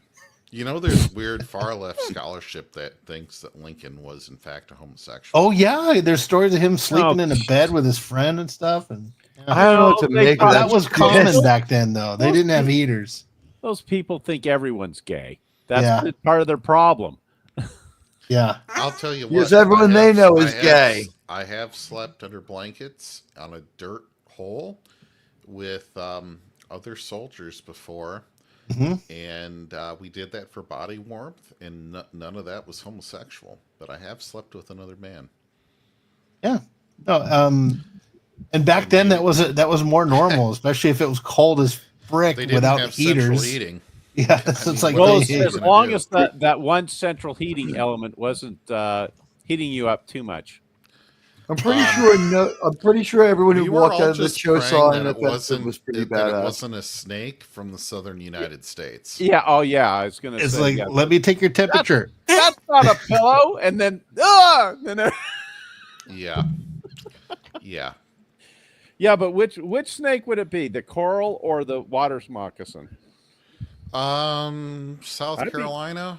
Oh gosh. I'd be more worried about the coral snake because I forget the mnemonic. It's like, what is it? Yellow and black. You're okay, Jack. Yeah, you're okay, Jack. Okay, red and yellow. You're a dead fellow. Yes. That's the way it works. Well, see, I couldn't remember the damn mnemonic, and I was visiting my mom who used to live in San Antonio before she passed away, and right across this running path, and I damn near stepped on the snake, and I'm trying to think right at that moment. Okay, which one is this? Is this the good snake or the bad one? You don't take a chance. Yeah, I know. Point. I just kept walking, and I just like so radioactive. I live in Michigan, and northern Michigan can be as remote as most of Alaska. Sure. Yeah. I walked on the waterline of Lake Superior, which is all sandstone rock. There's no beach. It's sandstone rock. Timber rattler, right? About 3 feet behind me, heard the largest hiss I've ever heard in my life. Turns out I was about a ½ inch from stepping on a 4.5-foot rattlesnake with my boots. Yep, I believe. It got so cold there. How do they fucking live? Well, the DNR says they don't live there, but the Wisconsin DNR says that they have a complete range through northern Wisconsin. So I'll let you believe who is true. The Michigan DNR it's as also cold says in Wisconsin as it is in Minnesota. that there's no cougar in the state of Michigan, and yet there's enough trail cam evidence to make you believe that Satchmo exists. So I've seen enough dating profiles to know there's plenty of cougars in Detroit. I knew you'd come there, Dave. I was thinking. I'm a firm believer that cougar exists in Michigan, let me tell you. I have to. I'm living for that, or what else do I have to live for? That's why my computer always has problems. I don't have like a wife to girl boss it to life. And for Wes Cagle, when you do that, we'll put you on a boat with some fire arrows, and then we will play the entire collection of James Taylor just for you. In Radioactive, you're at that point. If you get bit by a rattlesnake, do you hope that your friends at least have a knife to cut that if they're not going to get it out and use some other method that might be considered questionably orientation? Well, I was going to say it depends on where that snake bit you. Yeah, there's a chance you might just decide you're going to die. And there I was, and the snake got me right here. And everyone's going, what? How the snake bite you there without anything going wrong down there? Yeah. Well, exactly. But that's problematic right there. They at need the end of the day, Sean, if you say the word GAY, it could mean happy. Yeah. That's what it used to mean. Well, I didn't mean that when I was talking to my friend. Maybe was he a Peter Puffer? Maybe he was okay. I don't know. Maybe we accused each other of it, but there's no direct proof. Well, for him, maybe not, but not on my end either. No. Oh, okay. No, not at all. No. All right. All right, guys. Well, I'm gonna say goodnight for real. It's 3:20. We've been saying goodnight for 20 minutes. But I saw another person popped in. We had there's 6 people watching. Yeah, right as you end the stream, 4 or 5 people always come in. Yeah, of course. Or anyway, 20% of whatever you had. I'll tell you what. Maybe next Saturday, Admiralty, we can schedule a use your words. When I schedule a use your words, we get a lot more people coming in, so we can play that. I tell you, use your words or use your words too. Well, yeah, use your words too. Sorry.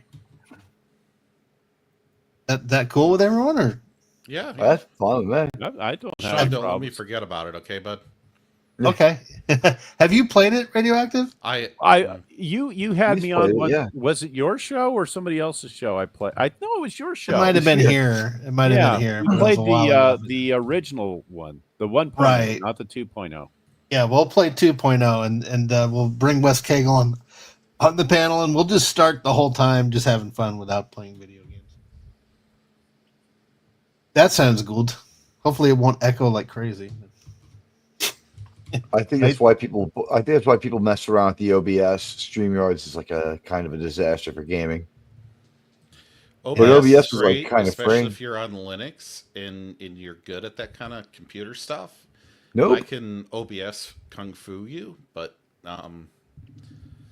it's overkill if you're just doing chats on StreamYards. No, I want to do gaming, but I want. That's why I got the other channel. Just work that out first. My other idea And that Game and part of the Shame. reason I commissioned this thing from Stunning and Brave Megatron, the Avatar, was back in November of last year was supposed to be the kickoff for a Star Trek gaming channel, and all I was ever going to do was game Star Trek games, and I didn't care if I ever met 500.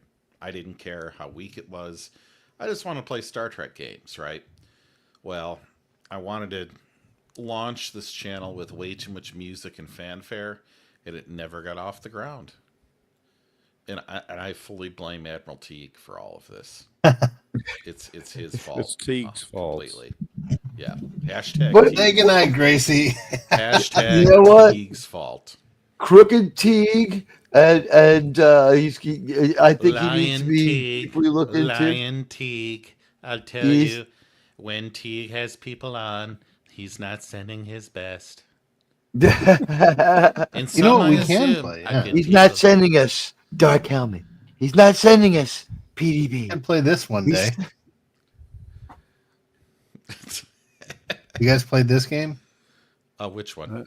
one? Oh yeah, that Judgment one is Rights? hard. I die all the time. I No, look at yeah, it. but the real I question can't is: do it on Have my you own. guys That's the problem. played the original Star Trek game?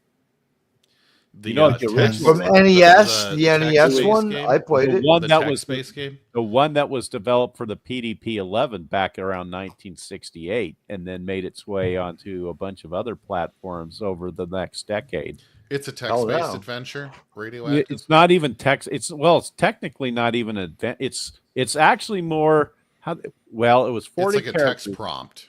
Yeah, it's a text prompt, but you would actually have a little battle screen with little quadrants on it, and your ship would move around. You'd have to send it to different places, and you could you'd battle D9 or D7 Klingon battle D7 cruisers.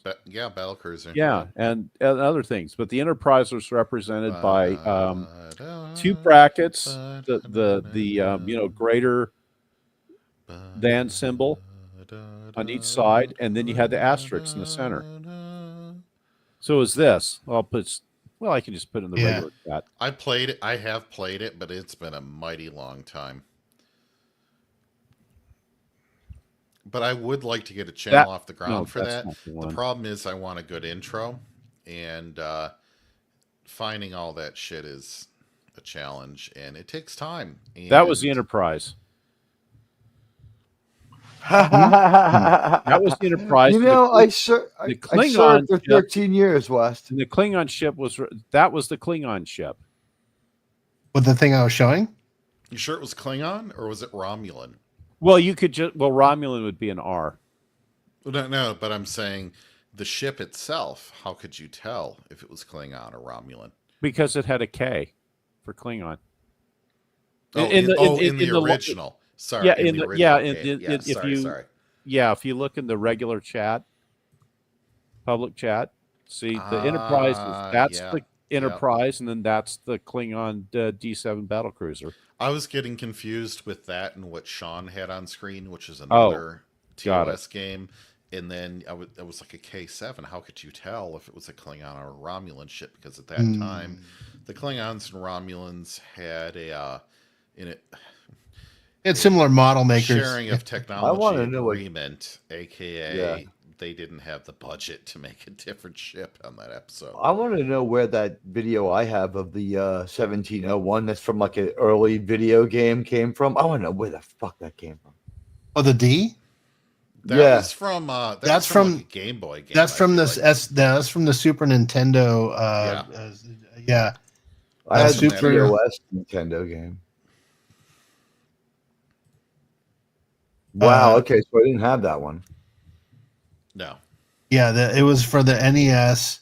Just Game Boy. look up Star 'Cause Trek the Next Generation SNES, for NES era. Most of those games went to Game Boy, which was pretty cool that, like, if you think modern day, like PS5 games going to any portable thing before like the Steam Deck, like back in the day, that was pretty awesome, right? Like I had Return of the Jedi and Empire Strikes Back, which on the Super NES were Super Empire Strikes Back. So all it was, those were basically bastards of they were so fucking hard. They were so fucking tedious. I agree. I agree. There was only one time I ever made it to the final reactor scene of Super Return of the Jedi. But it was still pretty cool that you could buy a Game Boy and have that game portable. Like kids, quote unquote kids these days don't realize like how novel the Game Boy actually was. They can't appreciate it. I'm just saying. But Sean, I'm sorry. As a kid, we used to have to use our imaginations. Well, we only had a joystick and a we kinda television. did. I mean, you guys were asking during the Half-Life 2. They were like, "Is this like Wes Cagle got it right? Yeah, the originals. He goes, the original Star Trek I know was the mainframe. Yeah, it was they had it on mainframes. The mainframe was probably an IBM 360 computer because that was the popular. Mainframe it was called Space Wars. That was the name of the game. It may have been. It went under different. I still work with mainframe, HP, and IBM Z complex right now, but okay. Yeah, but sorry, I know. Yeah, but there was a government contractor. But there was the first version of the game that Wes Cagle's talking about was, I think, it originally developed on the PDP-11. And or maybe it's PDB-10, but basically the Super Star Trek he's thinking of was basically a rewriting of that, probably just because the idiosyncrasies in the way BASIC was that they had to recode it directly for the IBM 360. But yeah, it's the same thing. And then later on, you could actually get the code yourself and then rewrite it for your PC computer in the 80s. Which should be like a 386 clone, right? Well, yeah, it would have maybe or an Atari. No, this is pre 386. No, this is for the IBM. Well, these games that Wes Cagle's referred to was on the mainframes, but they were probably originally programmed with punch cards, but it was in basic programming language, and you do it on a teletype, right? But the code itself, you could print out the code, and then once you got the PC computers in the 80s, which were based on the Intel 8088 chip and its variants, or 8086. You would then be able to program it in MS-DOS, and you'd go into basic language, and then you'd program it in BASIC on your home computer. And then, of course, because back in the day, anybody that was into doing computing would just you could retailor it. And sometimes what you do is once it went to 80 characters, you took the 40-character grid that Wes Cagle's thinking of, and you changed it into 80 characters, and you got a bigger grid. So then you actually tailored the game the way you wanted to. So you could tailor the different ships. So that's why you could have a K for the Klingons and then an R for the Romulan ships. And so you'd end up having a little random number generator you would insert that would change the different ships. And yeah, it was always pretty cool. That's how a lot of us all learned our original computing skills. Yeah, that's why I'm so good at Excel. I typed those games into the computer. In my old Atari 800, you get a magazine called Compute, and I would my family, my mom and dad, and I would take turns typing the code in. But the cool thing was, you do it enough, you start to understand the code. Like you see a language enough, you start to say, and you just absorb it. And then Microsoft Excel formulas are still pretty much like a basic computer language. Yeah, and that helped me. For better or worse, they are. You learn that, like, some of that stuff, but. Hey. Yeah, but like for the way that the formula are constructed and the logic behind it, and it's very, very similar to Excel or even SQL or SQL.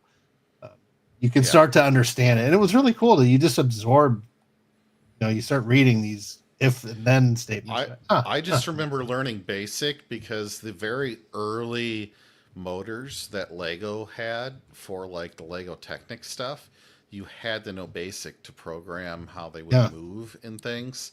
So at like 6, I was programming in BASIC because I wanted my Legos to like Yeah, do stuff. Exactly. How Yeah. different that was from like PLC logic and like automobile manufacturing, who knows? But No, but you get used to thinking in those things. Like you Oh, yeah. you wire your Oh, brain yeah. to understand those, so it's easy to just pick up the other computing languages. You learn how computers think and how stupid they really are. They literally do what you tell them. Oh yeah. All right, all right, guys. I'm gonna close it up here. Thank you, everybody. Well, thanks for having us on, Sean. Oh yeah, let's do it next week. Yeah, We'll play man, some fun games. time. Yeah, I'm gonna think I'm gonna go to bed. Next week, we'll do next week, and we'll There's just start it football off. tomorrow. Yeah, the Jets Yeah. are gonna win. Put your money on the Jets. Teague, I don't care. All right, guys. Well, thank you everyone in the Bye. chat for joining and for coming for coming on, hanging out. All right. No problem. Thanks for having Cool. us. Bye, everybody. Sleep well, Later. everybody. Bye.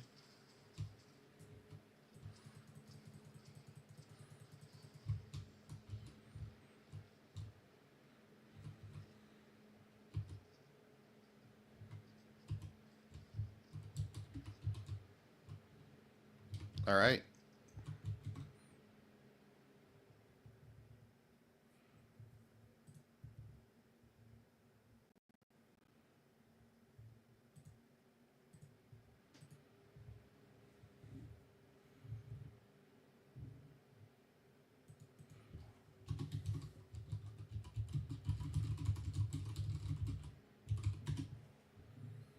Thank you, everyone, for watching this evening. I'm trying to get a hold of Sean. We're trying to disconnect this. Thank you.